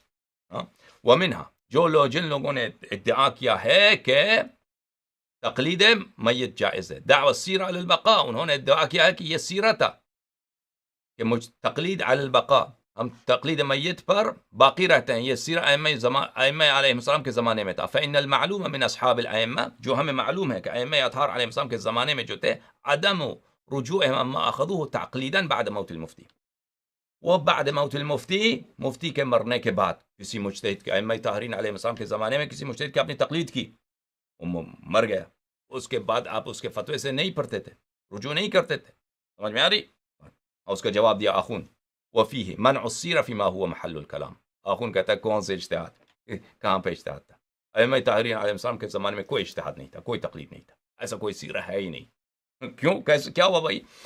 واصحابهم علیہم السلام انما لم يرجعوا عما اخذوه من الاحکام لاجل انهم غالبا انما كانوا ياخذونها مما ينقلها عليهم السلام بلا واسطة احد او معها دون دخل رأي الناقل فيه اصلا وهو ليس بتقلید۔ ائمہ طاہرین علیہ السلام کے زمانے میں جو شیعہ اصحاب ائمہ علیہ السلام سے حکم لیتے تھے، وہ حکم تھے جو وہ شخص جس صحابی سے انہوں نے حکم لیا ہے، یا تو اس نے خود امام علیہ السلام سے بلا واسطہ اس نے اخذ کیا ہے، یا مثلا وہ اس نے کسی اور راوی سے اخذ کیا ہے، تو وہ وہی مسئلہ اخذ کرتے تھے۔ بعض دفعہ خود راوی نے امام علیہ السلام سے اخذ کیا ہے، بعض دفعہ یہ ہوتا تھا کہ راوی نے دوسرے راوی سے سیکھا ہے، اس نے امام علیہ السلام سے سیکھا ہے، اور شیعہ وہ احکام ان سے لیتے تھے، اور اس میں یہ ہوتا تھا بلا ومن دول دخل رائے ناقل فیہ اصلا، کہ اس مسئلے میں نہ وہ شخص جو آپ کے لیے حکم لے کے آتا تھا، اس میں اس کی رائے یعنی اجتہاد، اس میں کوئی اجتہاد ہی نہیں تھا، اس کی اپنی کوئی رائے اس میں شامل ہی نہیں تھا، اور یہ ولیس هو ليس بتقلید كما لا يخفى، اور یہ جیسے آپ کو پتہ ہے، واضح ہے کہ یہ تقلید ہی نہیں ہے. تقلید یہ ہے کہ آپ اس کی کلام کو، مجتہد کی کلام کو اخذ کر لیں، اپنے لیے حجت بنائیں. اگر کوئی شخص میرے لیے آ کے نقل کرتا ہے کہ میں نے امام علیہ السلام سے سنا کہ اس طرح وضو لینا چاہیے، یا کوئی شخص آپ کو کہتا ہے کہ میں نے اپنے مثلا استاد سے سنا کہ انہوں نے فرمایا کہ میں نے خود امام صادق علیہ السلام سے سنا کہ اس طرح وضو بنانا چاہیے، اس طرح تشہد پڑھنا چاہیے، اس طرح رکوع میں ذکر کہنا چاہیے، تو آپ یہاں پہ کسی کی تقلید نہیں کر رہے. یہ تقلید نہیں ہے، آپ حدیث پہ عمل کر رہے ہیں. سمجھ میں آ رہی ہے نا؟ حدیث پہ عمل کر رہے ہیں. تو بات سمجھ میں آ گئی میرے عزیزوں؟ آخوند نے کیا فرمایا کہ ایسا اس زمانے میں کوئی تقلید نہیں تھا. یہی آخوند ہاں جب تقلید کو ثابت کرنے کی کوشش کرتا ہے تو کیا کہتا کہ ائمہ طاہرین علیہ السلام کے زمانے میں تقلید تھا. لیکن اب جب باری آتی ہے تو مختلف جگہوں پر کفایہ پر وہ اعتراف کرتا ہے کہ ائمہ طاہرین علیہ السلام کے زمانے میں کوئی تقلید نہیں تھا، ایسا کوئی سیرہ نہیں تھا. اچھا میرے عزیز، اچھا یہ کتاب ہے میرے عزیزوں منتہی الدرایہ فی توضیح الکفایہ. یہ شروح کفایہ میں بہترین کتب میں اس کا شمار ہوتا ہے. منتہی الدرایہ مروجی جزائری رحمہ اللہ کی کتاب ہے. یہ میں نے پہلے آپ کو دکھایا ہے الجزء العاشر، اس کتاب میں اس کی 10ویں جلد میں یہاں پہ وفیہ منع السیرۃ فیما هو محل الکلام، یہ عبارت وہ کفایہ کی تھی. وهو التقلید بمعنى الاخذ بآراء الفقيه لا الاخذ برواية الحكم عن الامام علیہ السلام. کہتا ہے کہ ہم ایسا کوئی سیرہ قائلین بالتقلید جو کہتے ہیں کہ ہم میت کی تقلید پہ باقی رہتے ہیں، تو کیا کہیں گے؟ ان کی دلیل کیا کہتے ہیں؟ ائمہ طاہرین علیہ السلام کے زمانے میں یہی تھا. آخوند کیا کہتا ہے؟ کہتا ہے یہ کوئی ایسا سیرہ تھا ہی نہیں اس زمانے میں، تقلید ہی نہیں تھی. کیا تھا؟ وہ روایت لیتے تھے. عوام جو شیعوں کا تھا وہ روایت لیتے تھے، روایت پہ عمل کرتے تھے. راوی ہوتا تھا، مجتہد نہیں ہوتا تھا جو شخص ان کا حکم لے کے آتا تھا. سمجھ میں آ رہی نا؟ اسی بات کو انہوں نے توضیح دی ہے، زیادہ دہرانے کی کوشش ضرورت نہیں ہے میرے عزیزوں، تاکہ میں اس کو تفصیل کے ساتھ آپ کو پڑھ کے سناؤں. یہ کتاب ہے عزیز نہایت الدرایہ فی شرح الکفایہ، تالیف الشیخ محمد حسین الغروی الاصفہانی. اگر آپ کفایہ کی شروح مختلف شروح کو دیکھیے تو وہی بات جو میں نے آپ کو دکھایا نا، وہی بات آخوند کی انہوں نے توضیح دی ہے.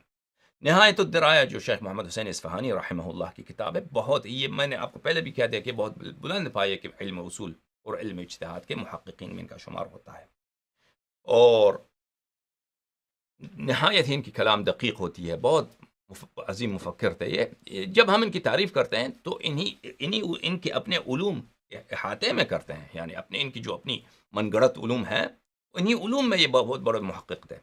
نہ یہ کہ یہ جو اہل بیت طاہرین علیہم الصلاۃ والسلام کی جو لیگیسی ہے ہمارے پاس، ان کا جو میراث ہے ہمارے پاس، ان کے فرامین، ان کے حلال و حرام، ان کے احادیث طیبہ، ان میں ان کی تحقیق ہو نہیں. ان مسائل میں یہ بالکل یہ کیا تھے، کیا کہتے ہیں ان کو نہ آشنا تھے، کم علم تھے ان مسائل پہ، کوئی تخصص تبحر نہیں تھی. یعنی مراجع اکثر یہی ہوتا ہے، اغلب مراجع کی یہی حالت ہوتی ہے. سمجھ میں آ رہی نا؟ کتاب نہایت الدرایہ الجزء الثالث، یہاں پہ صفحہ نمبر 467 میں وَأَمَّا أَخْبَارُ الدَّالَّةِ عَلَى جَوَازِ الْإِفْتَاءِ وَالْإِسْتِفْتَاءِ فَهِيَ وَإِنْ كَانَتْ أَحْسَنَ مَا فِي الْبَابِ. مرحوم صاحب نہایت الدرایہ یعنی مرحوم محمد حسین اصفہانی فرماتے ہیں کہ دیکھیے، آپ استدلال کرتے ہیں کہ ائمہ طاہرین علیہم الصلاۃ والسلام کے زمانے میں تقلید تھا، تقلید کا رواج تھا. تو کیا آپ کے پاس دلیل کیا؟ دلیل کیا؟ کوئی حدیث ہے؟ کچھ بھی نہیں آپ کے پاس. صرف یہ ہے کہ کچھ روایات میں ہے، اس میں مادہ افتاء اور مادہ استفتاء ہے. امام علیہ الصلاۃ والسلام نے کسی سے فرمایا کہ تم فتوی دو، تم فتوا دو، فتوا دو، فتوا دو. اور یہ آپ کے لیے بہترین، آپ احادیث میں جب جاتے ہیں تو آپ کی بہترین دلیل کیا ہے تقلید کی ثابت کرنے کے لیے؟ یہی ہے کہ ہم کہیں کہ احادیث ہے کہ امام علیہ السلام نے فلان سے کہا کہ تم فتوا دے دو. اچھا، یہ احادیث آپ کے پاس احسن ما فی الباب، احسن ما فی الباب یعنی بہترین دلیل احادیث کی روح سے تقلید کے لیے یہی ہے کہ امام علیہ السلام نے اس سے کسی سے کہا کہ تم فتوا دے دو، یہی ہے. اچھا، وإن كانت أحسن ما في الباب إلا أن الإفتاء حيث كان في الصدر الأول بنقل الخبر، وكان نشر الأحكام في زمان النبي والإمام عليهما الصلاة والسلام بنقل الأخبار والآثار لا بأعمال الري والنظر، فلذا لا تدل إلا على حجية الخبر فتدبر. آپ کے پاس بہترین دلیل یہی ہے، لیکن آپ کو سوچنا چاہیے کہ امام علیہ السلام نے اگر کسی سے کہا کہ تم فتویٰ دے دو تو اس سے مراد یہ فتویٰ مصطلح جو آج ہے نہیں ہے. اس زمانے میں فتویٰ کا اور معنی ہوتا تھا. اس زمانے میں امام ائمہ اطہار علیہ السلام کے زمانے میں فتویٰ کا معنی اور ہوتا تھا. میرے عزیزو، ایک نقطے پر آپ کو توجہ دینا چاہیے کہ جیسے جیسے تاریخ گزرتا جاتا ہے تو بعض الفاظ کے معانی بھی بدل جاتے ہیں. بعض الفاظ کے معانی بھی بدل جاتے ہیں. الفاظ کو آپ کسی لفظ کو لے لیں اور ایک خاص معنی کے ساتھ استفادہ کریں تو اس کی اسی معنی پر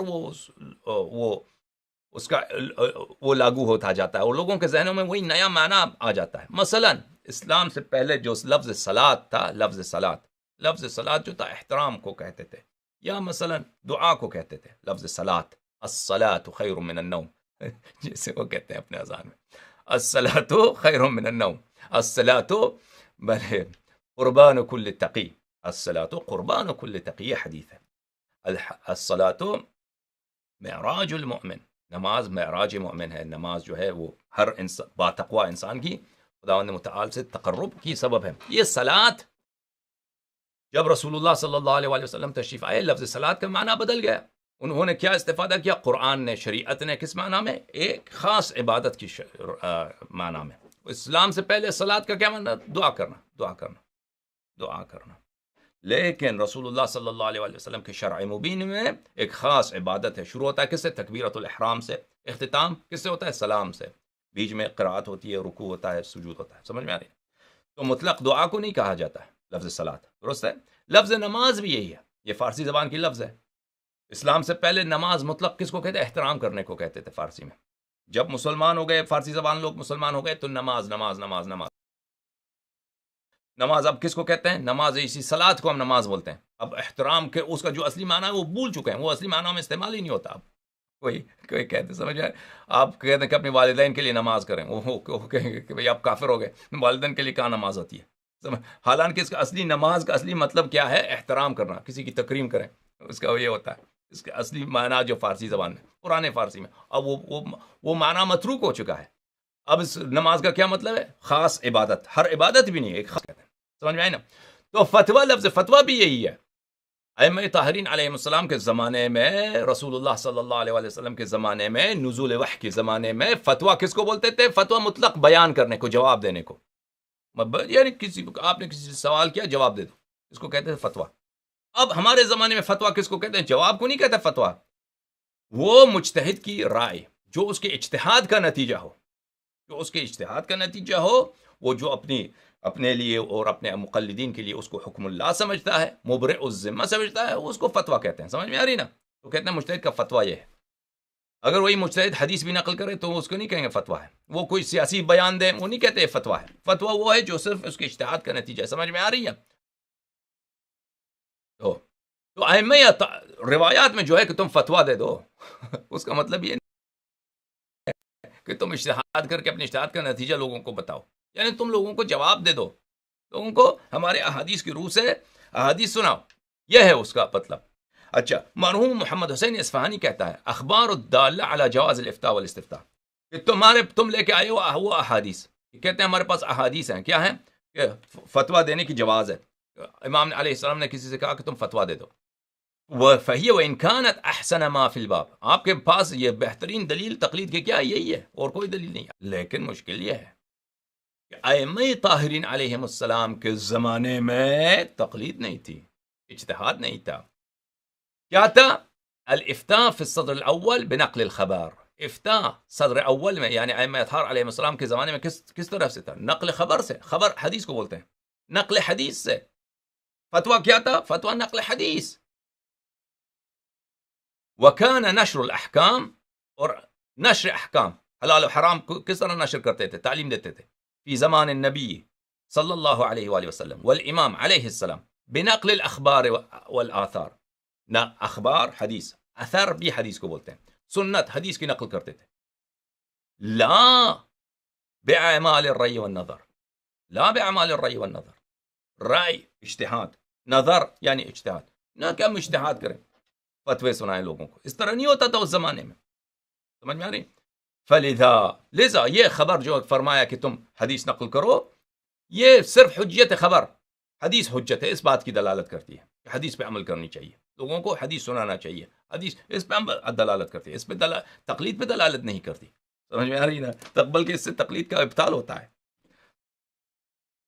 پھر اگلے صفحے میں جا کے وہ فرماتے ہیں بل الحق ان مادة الفتوى حتى بلسان الشرع غير متقومة بالرأي والنظر المخصوص بالمجتهد كما في قوله تعالى ويستفتونك قل الله يفتيكم في الكلالة.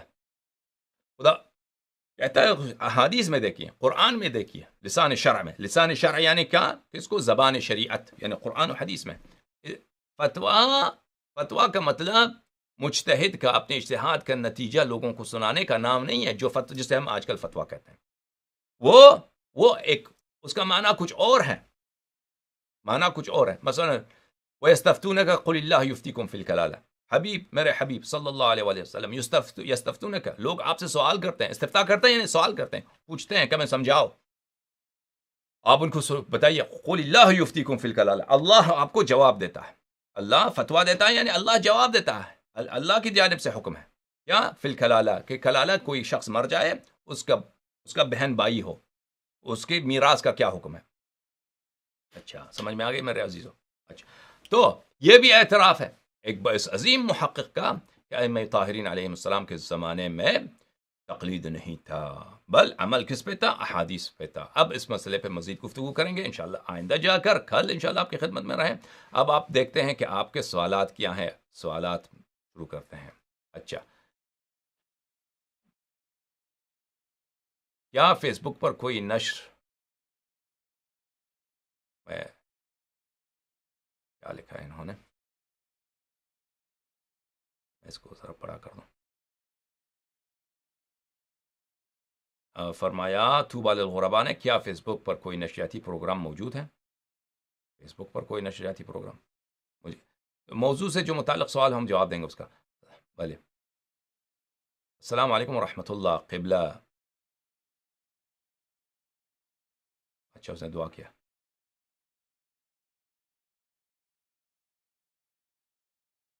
آغا جان توضیح المسائل، محسن علی مغل نے سوال کیا توضیح المسائل میں کیا ایسے مسائل ہیں جو قرآن والے محمد علیہ السلام کے حکم کے خلاف حکم؟ جی بالکل بالکل، بہت سارے ایسے حکم ہیں، مجتہدین کے فتوے ہیں جو اہل بیت علیہ السلام کے حکم کے خلاف ہیں، بالکل. اچھا اب جا کے دیکھتے ہیں کہ فیس بک پہ کیا سوالات ہیں. فیس بک والے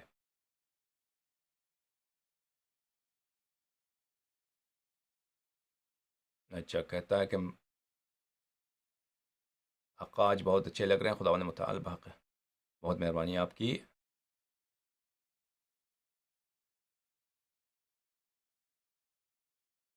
ہم دیکھتے ہیں کہ کوئی سوال ہو. جو لوگ دعا کرتے ہیں ان کے میں شکر گزار ہوں، ان کے میں دعا گو ہوں، خدا آپ کو سلامت رکھے. اور جو لوگ گالی دیکھتے ہیں وہ بیجا اتہام لگاتے ہیں، ان کے جواب دینا بھی کا کوئی فائدہ نہیں. ان کے بس جو لوگ سوال ہے موضوع پر وہ اردو اسکرپٹ میں، لیکن تو میں اس کا جواب دیتا ہوں.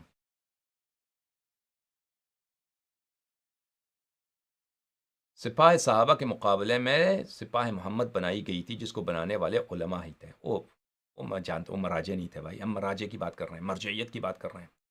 وہ تھا وہ غلام رضا جس نے سپاہ محمد صلی اللہ علیہ وآلہ وسلم بنایا تھا. اس نے مراجع کے حکم سے نہیں بنایا تھا، مراجع کی سپورٹ سے نہیں بنایا تھا. وہ خود وہی چوری ڈکیتی کر کے اس نے کچھ بنایا تھا، یاد ہے ہمیں، وہ لوگوں کو بھی پتہ ہے. علماء کا اس میں نہیں تھا، بلکہ علماء نے ان کی مخالفت کی تھی اس زمانے میں، ہمیں یاد ہے. لوگ جو گالی دیتے تھے وہ کافی، وہ تحریک نفاذ کا جو تھا صدر تھا نقوی صاحب جو تھے. بہرحال ہم مرجعیت کی بات کر رہے ہیں میرے عزیز. ہم نہیں کہتے کہ جتنے عالم ہیں وہ سب مرجع نہیں ہوتے میرے عزیز. اگر مراجع نے حمایت کی ہے، مراجع نے پیسے دیے ہیں، بطور مرجع کس مرجع نے دی ہے؟ اس نے حمایت کی ہے. آپ کے پاکستان میں جو شیعوں کا قتل عام ہوا ہے، آپ ہمیں بتائیے کس مرجع نے آپ کی حمایت کی ہے؟ لفظی کسی مثلا لفظی اس نے مذمت کی، اس کا کوئی فائدہ نہیں ہے. آپ کا دفاع آپ کہتے ہیں کہ وہ مذہب کا دفاع کرتے ہیں. کیسے دفاع کیا آپ لوگ جو قتل ہوتے ہیں رہے ہیں، بلکہ انہی مراجع کی وجہ سے آپ قتل ہوتے رہے. اگر وہ انقلاب نہ کرتے تو پاکستان میں شیعوں کا کوئی قتل عام نہیں ہوتا تھا، یہ یاد رکھیے. سمجھ میں آ رہی؟ اور افغان جہاد بھی جو ہوا ہے وہ اگر انقلاب ایران نہ ہوتا تو اس طرح افغان جہاد تھا ہی نہیں. پہلے تو جہاد غلط ہے، اب اس کو تسامح کے ساتھ جہاد کہتے ہیں. یہ اگر ہوتا ہے، اگر شاہی ایران باقی رہتا تو یہ سارا ویسٹ کا جو سپورٹ تھا وہ ایران کے تھرو افغانستان جاتا اور اس میں شیعوں کا زیادہ ہاتھ ہوتا. سمجھ میں آ رہی نا؟ پاکستان کی جو محوری حیثیت بنی،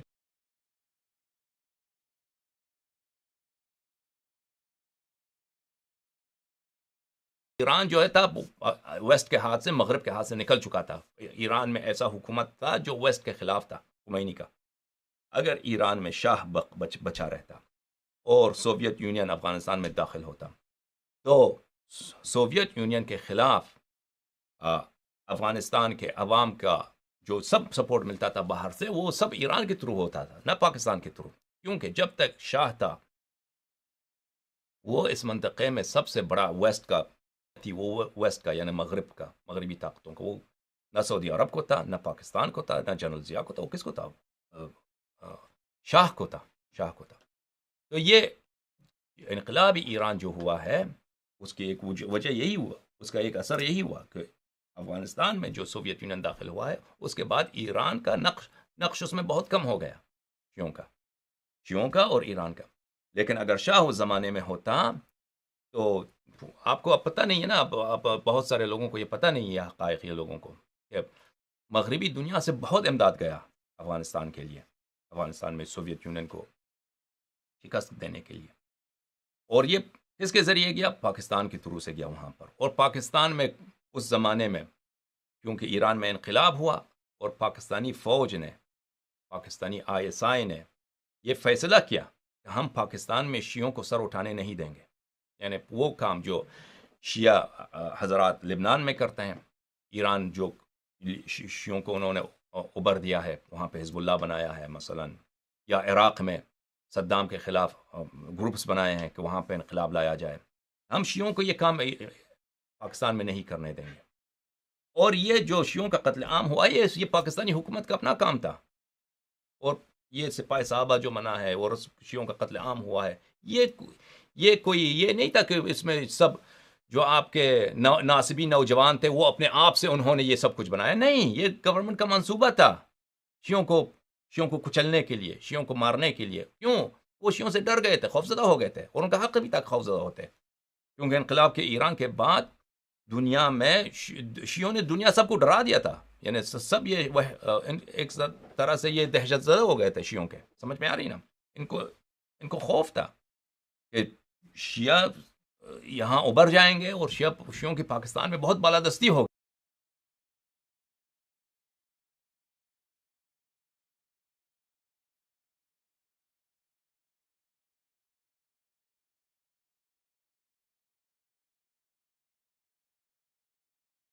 سمجھ میں آ رہی نا؟ سپاہ صحابہ بنا بھی تو اسی کے تحریک نفاذ فقہ جعفریہ کے مقابلے میں بنی ہے. اور یہ بکواس ان کی بیوقوفی دے کہ ہم پاکستان میں فقہ جعفریہ نافذ کریں گے. تحریک نفاذ فقہ جعفریہ کون آپ کو کرنے دے گا؟ وہ پاگل ہیں آپ. جب ایک مغل میں اقلیت ہیں، آپ کے فقہ کو کون نافذ کرنے دے گا؟ بہرحال پاکستان میں جو شیعوں کا قتل عام ہوا ہے میرے عزیز پچھلے 30 سال میں، سن 1990 کی دہائی میں، یعنی بے نظیر اور نواز شریف کے پہلی حکومتوں کے زمانے میں یہ چلتا رہا، بہت شدت کے ساتھ چلتا رہا، اور آج تک ہوتا ہے تھوڑا بہت. یہ ڈائریکٹ رسپانس تھا ایرانی حکومت کے خلاف. سمجھ میں آ رہی نا؟ تو اس مسئلے میں مرجع نے کیا میں نے سوال نہیں کیا مولویوں نے. بہت سارے مولوی مارے گئے بیچارے، بہت سارے مولوی نے، جیسے آپ کہتے ہیں ایک مولوی وہ رضا نقوی تھا نا اس کا نا، اس نے سپاہ بنایا، سپاہ محمد صلی اللہ علیہ وآلہ وسلم. اس کو بیوقوف نے اس نے نام بھی رکھنا ہوتا نا، یہ غلط نام ہے سپاہ محمد. سپاہ رسول اللہ صلی اللہ علیہ وآلہ وسلم نام رکھنا تھا، احترام کے ساتھ، لقب شریف کے ساتھ. بہرحال یہ مراجع کا کام نہیں تھا. کیوں آپ بے انصافی کر رہے ہیں؟ کہہ رہا ہے ڈنگر کے انقلاب آنے سے پہلے بھی پاکستان انڈیا میں شیعہ قتل ہوئے ہیں. نہیں، شیعوں کا اس طرح قتل نہیں ہوا تھا. کوئی فسادات ہوئے ہوں، چھوٹی موٹی فسادات، کوئی واقعہ کبھی چھوٹی موٹی فسادات ہوئے ہوں، وہ بھی بہت نادر طور پر ہوئے ہیں. لیکن آپ 70 کے دہائی میں جائیں، پاکستان کا وزیر اعظم وہ بلکہ پاکستان کا صدر یحییٰ خان شیعہ تھا، پاکستان کے فوج کا کمانڈر ان چیف ایک زمانے میں شیعہ ہوتا تھا، سکندر مرزا کو بھی کہتے ہیں شیعہ تھا، پاکستان کو بنانے والا قائد اعظم. یعنی تعصب نہیں تھا اس زمانے میں، پہلے زمانے 70 کے دہائی میں، 60 کے دہائی میں، 50 کے دہائی میں، 40 کے دہائی میں، 30 کے دہائی، 20 کے دہائی میں شیعوں کے خلاف کوئی تعصب نہیں تھا. شیعوں کے خلاف تعصب نہیں تھا، اور ایک گروہ بھی نہیں تھا. اب جو بنا ہے نا، گروہ بنے ہیں، تنظیم بنے ہیں، جن کا کام یہی ہے کہ شیعوں کو قتل کر دو، جو شیعوں کو مارنے کے لیے وہ جنت جانے کی کوشش کرتے ہیں. سمجھ میں آ رہی نا؟ یہ سب انقلاب ایران کے بعد بنا ہے. انقلاب ایران سے پہلے 60 کی دہائی میں مجھے یاد ہے ایک جگہ میں نے پڑھا تھا کہ کہیں فسادات ہوئے تھے، وہ بھی بہت محدود جگہ تھا. لیکن اس طرح جہاد کا کوئی تنظیم ہو، جن کے پاس مفتی ہوں، جن کے پاس مثلا باقاعدہ ان کی تنظیم کے پاس بہت زیادہ گورنمنٹ کے ان کے پاس سپورٹ حاصل ہو کہ وہ شیعوں کو قتل عام کریں، یہ اب پاکستان میں ایک حقیقت ہے، یہ سیریا میں ایک حقیقت ہے، عراق میں ایک حقیقت ہے، افغانستان میں ایک حقیقت ہے، دنیا کے مختلف ملکوں میں ایک حقیقت ہے. یہ جو بنی ہے یہ انقلاب ایران کے نتیجے کے طور پہ بنی ہے. اس سے پہلے کہیں نہیں تھا. آپ بیجا کوشش نہ کریں، آپ 50 کی دہائی میں جائیں، 60 70 40 کی دہائی میں، 30 20 کی دہائی میں جائیں، کہیں بھی اس طرح نہیں تھا کہ تنظیمیں بنی ہوں، ٹیررسٹ گروپس بنے ہوں، جہادی احزاب بنے ہوں، پارٹیز بنے ہوں کہ وہ شیعوں کو قتل عام کریں. سمجھ میں آ رہی نا؟ مغلوں نے شیعوں کا قتل کیا، جی مغلوں نے کیا ہے، وہ اس کا کوئی تعلق نہیں ہے. میں نہیں کہتا کہ تاریخ میں کبھی شیعہ قتل نہیں ہوا ہے، تاریخ میں شیعہ قتل ہوئے ہیں، درست ہے، صحیح ہے، اس بات آپ کی صحیح ہے. میں نہیں کہتا ہوں ان کی ذمہ داری مرجعیت پر ہے، میں نہیں کہتا ہوں کی، لیکن ابھی فی الحال جو ہے ہمیں سوچنا چاہیے، ابھی ہمارے عمر میں، ہمارے زمانے، ہمارے زندگی میں 70 کے دہائی میں شیعوں کا قتل عام نہیں ہے، 60 کے دہائی میں شیعوں کا قتل عام نہیں ہے، 50 کی دہائی میں شیعوں کا قتل عام نہیں ہے، 40 کی دہائیوں میں شیعوں کا قتل عام نہیں ہے. ٹھیک ہے کہ نہیں؟ 40 کی دہائیوں میں فسادات ہوئے ہیں، کن کے؟ ہندو مسلم پارٹیشن کے زمانے میں، جب پاکستان بنا ہے، ہندو مسلم فسادات ہوئے ہیں. ٹھیک ہے، اس میں مسلمان مرے گئے تو سب مرے ہیں، شیعہ مرے ہیں، غیر شیعہ مرے ہیں، سب مرے ہیں. لیکن 80 کے بعد شیعوں کا قتل عام کس لحاظ سے ہوا؟ جہادی گروپس بنے، اور ان کو پس پردہ حکومت پاکستان، فوج پاکستان کی سپورٹ حاصل ہے، اور اسی طرح سعودی عرب کی حکومت اور امارات وغیرہ جو نواسب ہیں ان کی سپورٹ کرتے ہیں، ان کی سپورٹ حاصل ہے. یہ جو بنی ہے اس کا تعلق وہ نہیں ہے کہ مغلوں کے زمانے میں کچھ ہوتا ہے. یہ ایک نیا فینامینان ہے، یہ ایک نئی حقیقت ہے. اس کی وجہ کیا ہے؟ اس کی وجہ یہ ہے کہ وہی میں نے آپ کو بتایا ہے کہ انقلابی ایران نے، خمینی نے اپنے آپ کو امام اسلام، وہ اس کے کانسٹیٹیوشن میں ہے کہ یہ پوری دنیا کا امام ہے، پوری دنیا کا امام ہے، ان کے ایران کے کانسٹیٹیوشن میں ہے. وہ یہ سب حکومت پاکستان، حکومت سعودی عرب، حکومت عراق، حکومت کویت، حکومت اردن، یہ سب طاغوت ہیں، اور صرف ایک حکومت اللہ کی ہے، وہ کس کی؟ خمینی کی، اور اب خامنئی کی. تو یہ سب غیر ناجائز حکومتیں، ان کو دینا چاہیے، خامنئی کو دینا چاہیے. تو ایسے حالت میں شیعوں کو نہ دبائیں تو کیا کریں؟ اچھا، سید عباس رضا بخاری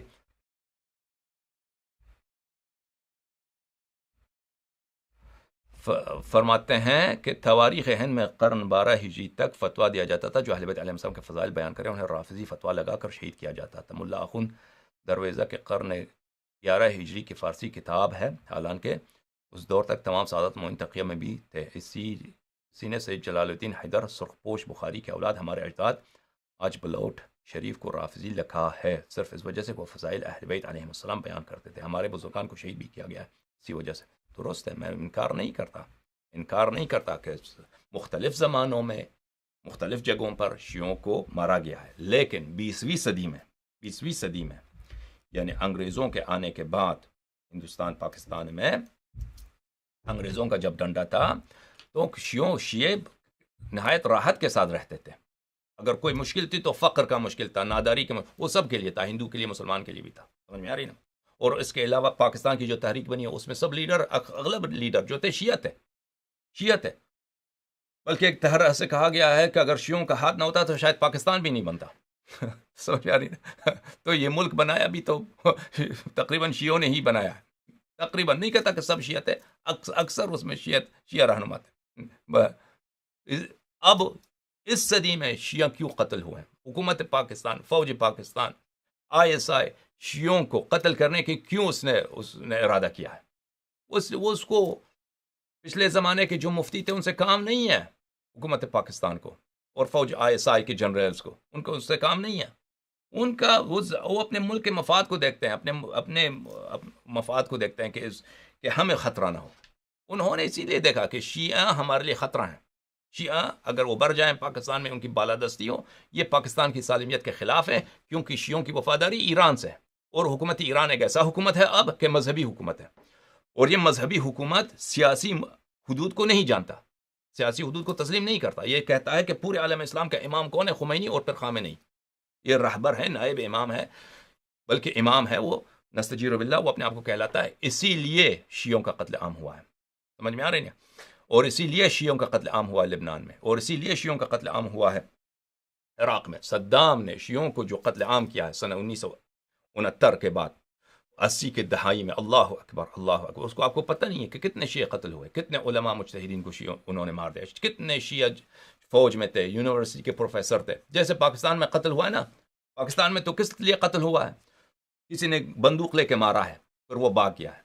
لیکن عراق میں گورنمنٹ نے خود ان کو پکڑ کے ان کو زندہ دفن کر دیا ہے، بہت ہزاروں کی تعداد میں. ہر عراق میں ہر گھر میں ایک شیعہ، 2 شیعہ فرد، ہر خاندان جو شیعہ کا ہے، 1 فرد، 2 فرد، 3 فرد ان میں سے جو ہے لاپتہ ہیں، مفقود ہیں. کس طرح؟ کیونکہ صدام نے ان کو پکڑ لیا ہے. پرانے 70 کی دہائی میں اس طرح نہیں تھا. بعث کا دشمنی تھی شیعوں سے، لیکن اس حد تک نہیں تھی. 60 کے دہائی میں نہیں تھی اس طرح. وہ بالکل ایک قومی حکومت تھی جو بعث کی حکومت تھی، لیکن ان کو ڈر ہو گیا شیعوں سے. سمجھ میں آ رہی نا؟ لیکن ہماری بات یہ ہے کہ جب یہ قتل عام ہوا ہے شیعوں کا پاکستان میں، تو جو لوگ کہتے ہیں کہ مراجع مذہب کی دفاع کرتے ہیں، تو انہوں نے آپ کے لیے کیا کیا ہے؟ اب مجھے بتائیں. کچھ بھی نہیں کیا. مناظر مکارم، علی سیستانی، خامنئی، انہوں نے کیا کیا ہے آپ کے لیے؟ کچھ بھی نہیں کیا ہے. آپ پاکستان میں آپ کی تکفیر ہوتی ہے، آپ شیعہ کافر ہیں، شیعہ مشرک ہیں، شیعہ کے عقائد پہ حملہ ہوتا ہے. صحیح ہے. اب تو نوبت یہاں تک آ گئی ہے کہ یزید پہ وہ شیعوں کے ساتھ یزید، اللہ اکبر، عمر ابو بکر کو چھوڑ کے یزید کی باری آ گئی ہے. کہ شیعوں کو یزید کی عظمت کا معاویہ کو چھوڑ دیں، کہ شیعوں کو اعتراف کرنا کس بات کی؟ یزید کی عظمت کی بات کی. ہم ان سے بڑے کو، ابو بکر کو نہیں چھوڑتے، عمر کو نہیں چھوڑتے. تو مراجع نے آپ کے خلاف، آپ مجھے بتائیں کہ سیستانی نے کوئی کتاب لکھا ہے آپ کی مذہب کے دفاع کے لیے؟ ناصر مکارم شیرازی نے کوئی کتاب لکھا ہے جو آپ کی مذہب کو، جو اتنے شیعہ، کوئی چھوٹی جمعیت بھی نہیں ہے، یعنی کوئی چھوٹی، کوئی محدود جگہ بھی نہیں. پاکستان عالم اسلام کا نمبر 2 سب سے بڑا ملک ہے، اور تعداد کے لحاظ سے دیکھیں شیعہ اس میں 30-40 ملین شیعہ ہیں، 3-4 کروڑ شیعہ ہیں. یعنی تعداد ان کی چھوٹی نہیں ہے، اور چھوٹا مسئلہ نہیں ہے. کتنے بڑے شیعہ اس ملک میں پھنس رہے ہیں، تکفیر ہوتی ہے صبح شام، جگہ جگہ دیواروں پہ لکھتے ہیں شیعہ کافر، شیعہ کافر، شیعہ کافر. ابھی سے نہیں، 80 کی دہائی سے ہے کہ نہیں؟ آپ مجھے بتائیں، آپ کے شیعہ مراجع نے آپ میں کس کی دفاع کی؟ آپ کی دفاع کی ہے کسی نے دفاع کی ہے آپ کی؟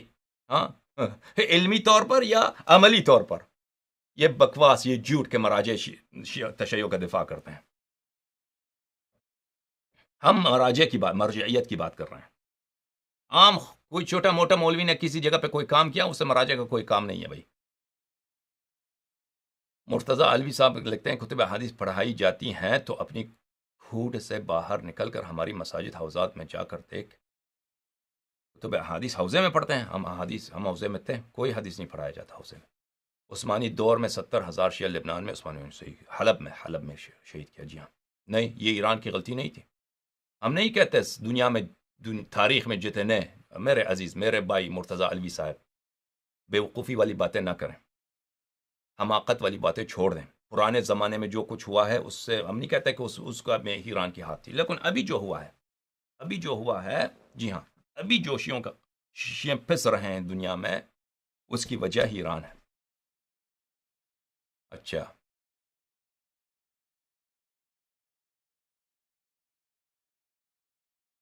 سید عباس رضا بخاری، حضرت سید حسین جلال الدین المعروف جہانیاں جہاں گشت بن سید فلاں فلاں فلاں، انہوں نے مولا علی امیر المومنین علیہ السلام کے فضائل لکھے، حالانکہ وہ تقیہ تھے، پھر بھی ان پر اس وقت جب بھائی ہم دنیا میں شیعوں پہ ظلم ہوا ہے، لیکن حالیہ دور پہ جو ظلم ہوا ہے اس کی سبب کیا ہے، ہم اس کی بات کر رہے ہیں بھائی۔ تاریخ میں نہیں کہتے ہیں کہ جہاں بھی تاریخ میں ظلم ہوا ہے وہ مجتہدین کا قصور ہے، لیکن ابھی اس دور میں جو شیعوں پر کا قتل عام ہوا ہے اس کی طرف ہم نے اشارہ کیا ہے۔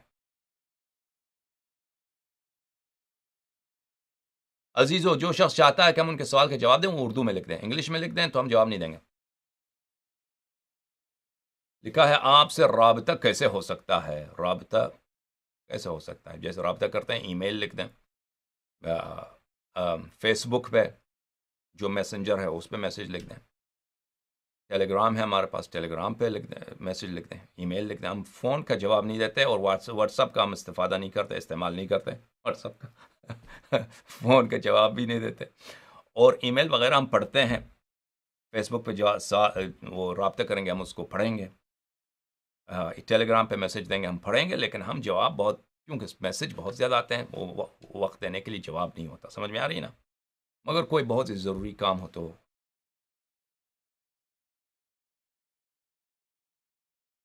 قبلہ حسن اللہ یری صاحب پاکستان کے جو مولوی حضرات شیعہ مذہب کے علماء کو آئے روز مناظرے کی چیلنج کرتے ہیں، پلیز ان کو آپ ہینڈل کریں۔ مجھے نہیں معلوم کسی نے کوئی مجھے چیلنج کرے تو میں قبول کر لوں گا، کوئی مرد ان میں ہے جو مجھے چیلنج کریں۔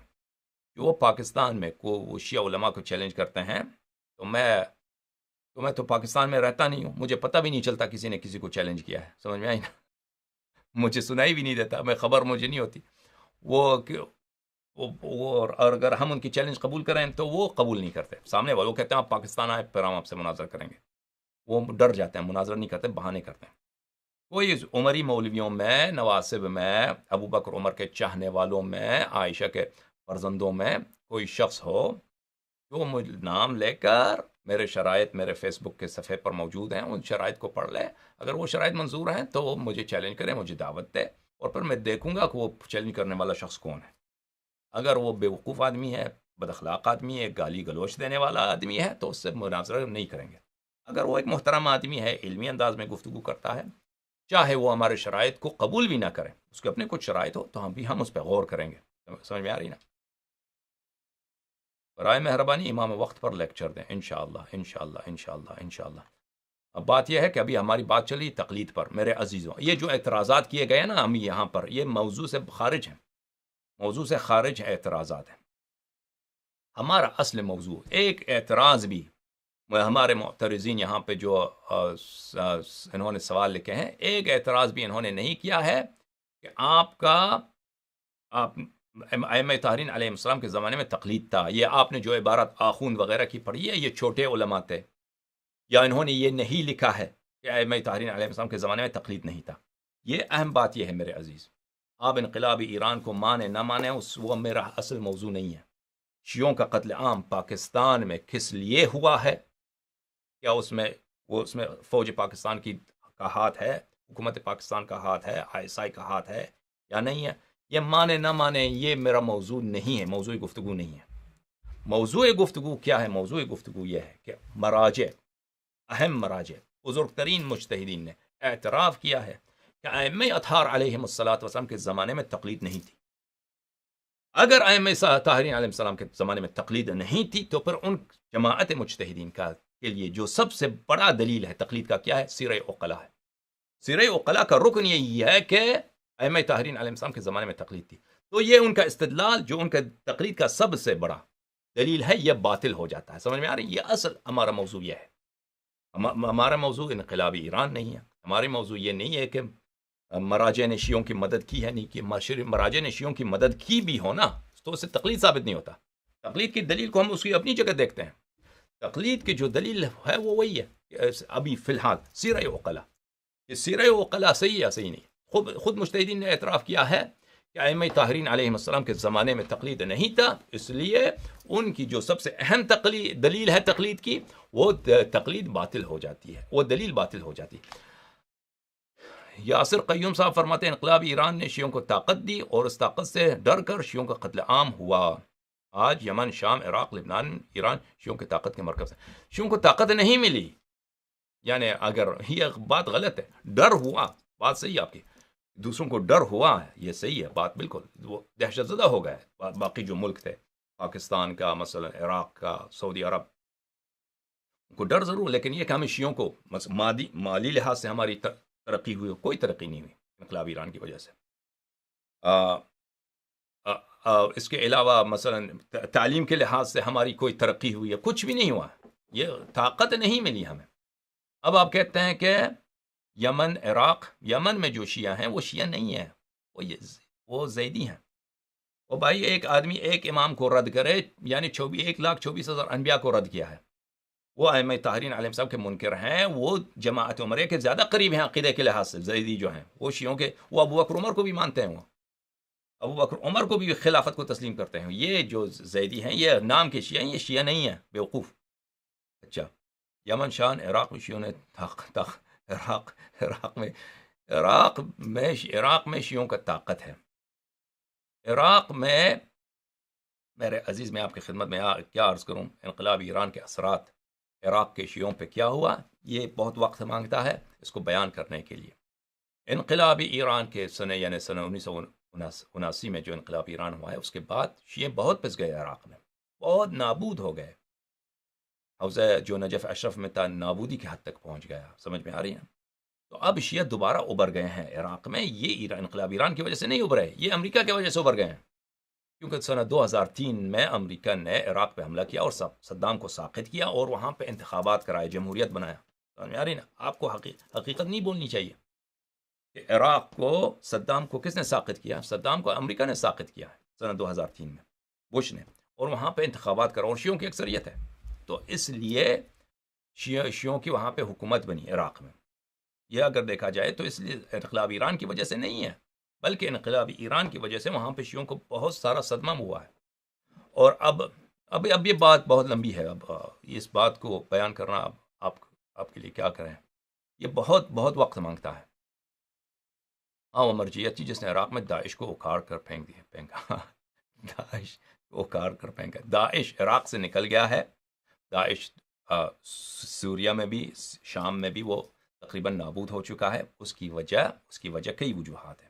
ایک وجہ یہ ہے، ایک وجہ جو اہم وجہ ہے وہ یہ ہے کہ پوری دنیا نے اس کے ساتھ دیا ہے، اس کو لڑنے کے لیے، اس کے خلاف لڑنے کے لیے. روس نے، امریکہ نے، برطانیہ نے، فرانس نے، اور عراقی فوج نے، اور اس کے ساتھ شیعوں کے جو کچھ والنٹیئرز تھے، شیعوں کے والنٹیئرز تھے، وہ بھی تھے ان میں سے.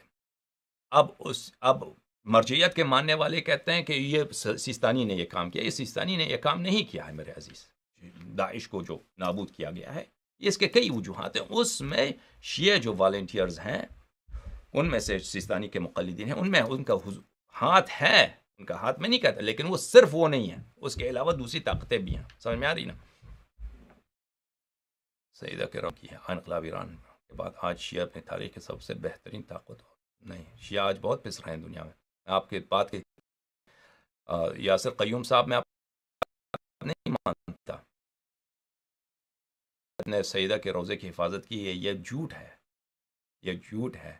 جو شام میں جو لڑائی تھی وہ سیدہ کی، یہ پیراہن عثمان کی طرح نا، جو وہ ایک بعثی حکومت، سوشلسٹ حکومت ہے بشار اسد کی، جو خدا کو بھی نہیں مانتے، خدا کو، اللہ کو بھی نہیں مانتے، سوشلسٹ حکومت.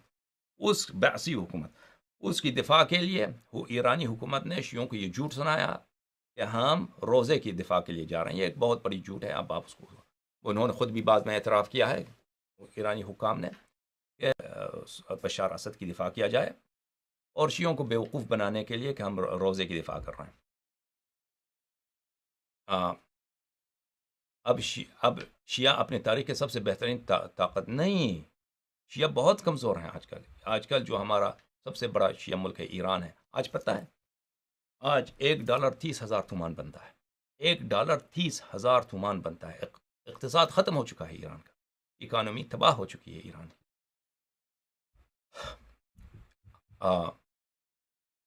شیعہ ہر جگہ زیر پاں ہیں، ہر جگہ زیر پاں ہیں. علمی لحاظ سے شیعہ مولوی اپنے مذہب کا دفاع نہیں کر سکتے.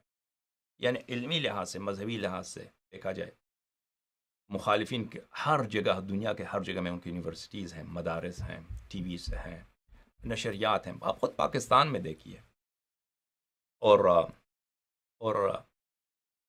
اس کے مقابلے میں ہمیں دیکھیے، سعودی عرب کو دیکھیے، اس کے اقتصاد کو دیکھیے، امارات کو دیکھیے، اس کے اقتصاد کو دیکھیے، اور شیعوں کو دیکھیے. شیعہ سب سے بڑا ملک ایران ہے. بہت نادار لوگ بھوک سے مر رہے ہیں. وہ ایران جو شاہ کے زمانے میں ایک ڈالر 7 تومان تھا، $1 7 7 اب 30,000 تومان پہنچ چکا ہے. 30,000 تومان پہنچ چکا ہے. وہ زمانہ جو شاہ انقلاب کی شروع کے زمانے میں جب ہوا ہے کہ ایران بر صغیر معاف کیجیے گا خاور مشرق وسطیٰ کے اہم ترین ممالک اقتصاد کے روح سے تھا، تعلیم کے روح سے تھا. اب ایک عقب ماندہ ایک شکست یافتہ ملک بن چکا ہے. اب ان حقیقت کو چھوڑ کر ایک خواب دیکھ رہے ہیں کہ ہم شیعہ بہت طاقتور ہیں. اس طرح نہیں ہے. حقیقت کچھ اور ہے میرے عزیز. ہم بہت پسماندہ قوم ہیں، بہت ہی پسماندہ قوم ہے. اقتصادی لحاظ سے پسماندہ، عسکری لحاظ سے پسماندہ. ہر جگہ، ہر ملک میں ہمارے قبور ائمہ طاہرین علیہ الصلوۃ والسلام بقیع میں تباہ، اس کو کوئی یاد ہی نہیں کرتا. یعنی اب امام حسین علیہ السلام کا روضہ تباہ ہو جائے، نستجیر باللہ، کہ اس کتنی مصیبت ہوگی. 4 کربلا، 4 نجف اشرف بقیع میں تباہ ہیں. کوئی اس کو یاد، کوئی پوچھتا ہی نہیں. آپ کہتے ہیں ہم طاقتور ہیں. خاک کے طاقتور ہیں، خاک کے طاقتور ہیں. ہر جگہ آپ کی تکفیر ہوتی ہے، جواب نہیں دے سکتے. آپ کو یزید کے، آپ کے اپنے ملک میں پاکستان میں آپ کو یزید کے عظمت کے اعتراف کے لیے آپ کو پکارا جاتا ہے. ہاں، یہ کوئی 40 سال پہلے کوئی جرأت تھا کسی کو اس طرح مطالبہ کرتا شیعوں سے کہ آپ یزید کی عظمت کا کے اعتراف کریں، اور آپ کہتے ہیں ہم طاقتور ہیں. شرم نہیں آتے آپ لوگوں کو. انقلاب ایران سے پہلے کب سے بہتر حالات شیعوں پر آئے تھے. انقلاب ایران سے پہلے شیعوں کے کیا حالات تھے؟ شیعہ قتل نہیں ہوتے تھے. شیعہ ہونے کے ناطے تکفیر نہیں ہوتی ہمارے ہر جگہ، ہر گلی میں. ہم اگر پاکستان کا صدر بھی شیعہ ہوتا، وہ کھل کے کہہ سکتا تھا کہ میں شیعہ ہوں.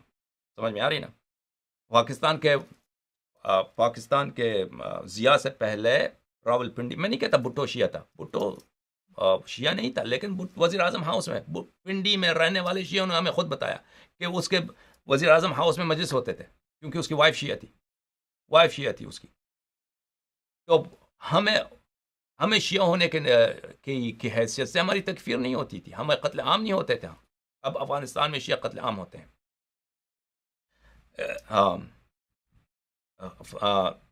مختلف دنیا کے مختلف میں آپ کویت جائیے.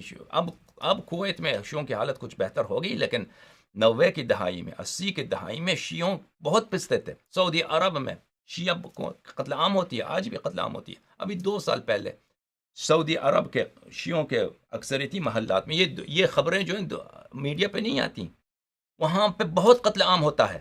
یعنی شیعہ وہ فوج کو بیچتے ہیں، یہ سعودی گورنمنٹ، وہ شیعہ محلوں کو گھیرے میں لیتے ہیں، وہاں کے نوجوانوں کو قتل کرتے ہیں. وہ دنیا کسی کو خبر بھی نہیں ہوتی. اب یہ بات آپ کہتے ہیں کہ 70 کی دہائی سے پہلے، انقلاب ایران کے پہلے سے شیعوں کی کیا حالت تھی؟ شیعوں کی حالت بہت بہتر تھی، اس لحاظ سے کہ ہمیں قتل عام نہیں ہوتی تھی، ہمارے خلاف تعصب نہیں تھا، دنیا ہمیں بری نظر سے، نیچ نظر سے نہیں دیکھتا تھا. اب آج کے زمانے میں دیکھیے، آپ کو پتہ ہے کہ دنیا کے بہت سارے ممالک میں لفظ آیت اللہ گالی ہے. لفظ آیت اللہ گالی ہے.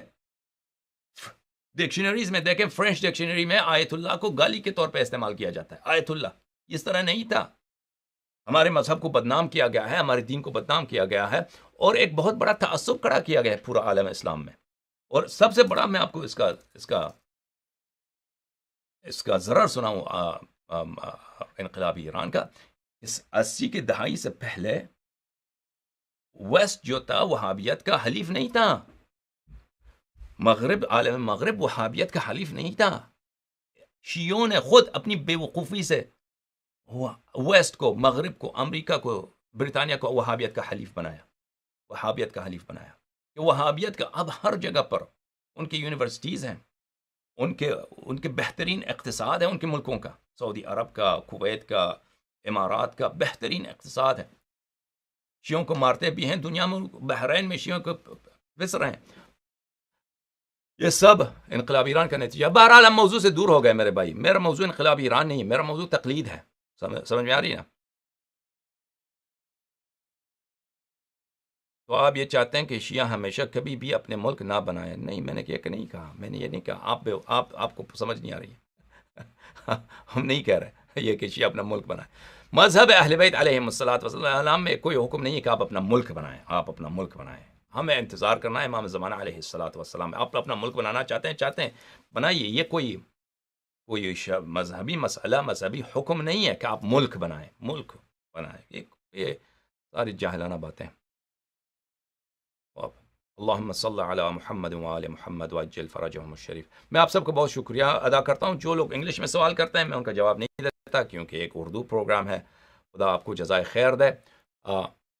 انشاءاللہ تبارک و تعالی کل مزید انشاءاللہ تقلید کے مسئلے پر گفتگو ہوگی آپ سے. اللہم کن لولیک الحجۃ ابن الحسن صلواتک علیہ وعلی آبائہ فی هذه الساعة وفی كل ساعة ولیا وحافظا وقائدا وناصرا ودلیلا وعینا حتی تسکنه ارضک طوعا وتمتعه فیها طویلا. اللہم صل علی محمد وآل محمد وعجل فرجہم الشریف. اے پروردگار عالم، اہل بیت الطاہرین علیہم الصلوۃ والسلام کے صدقے ہمارے گناہوں کو معاف فرما. اللہم صل علی محمد وآل محمد وعجل فرجہم. یا علی مدد.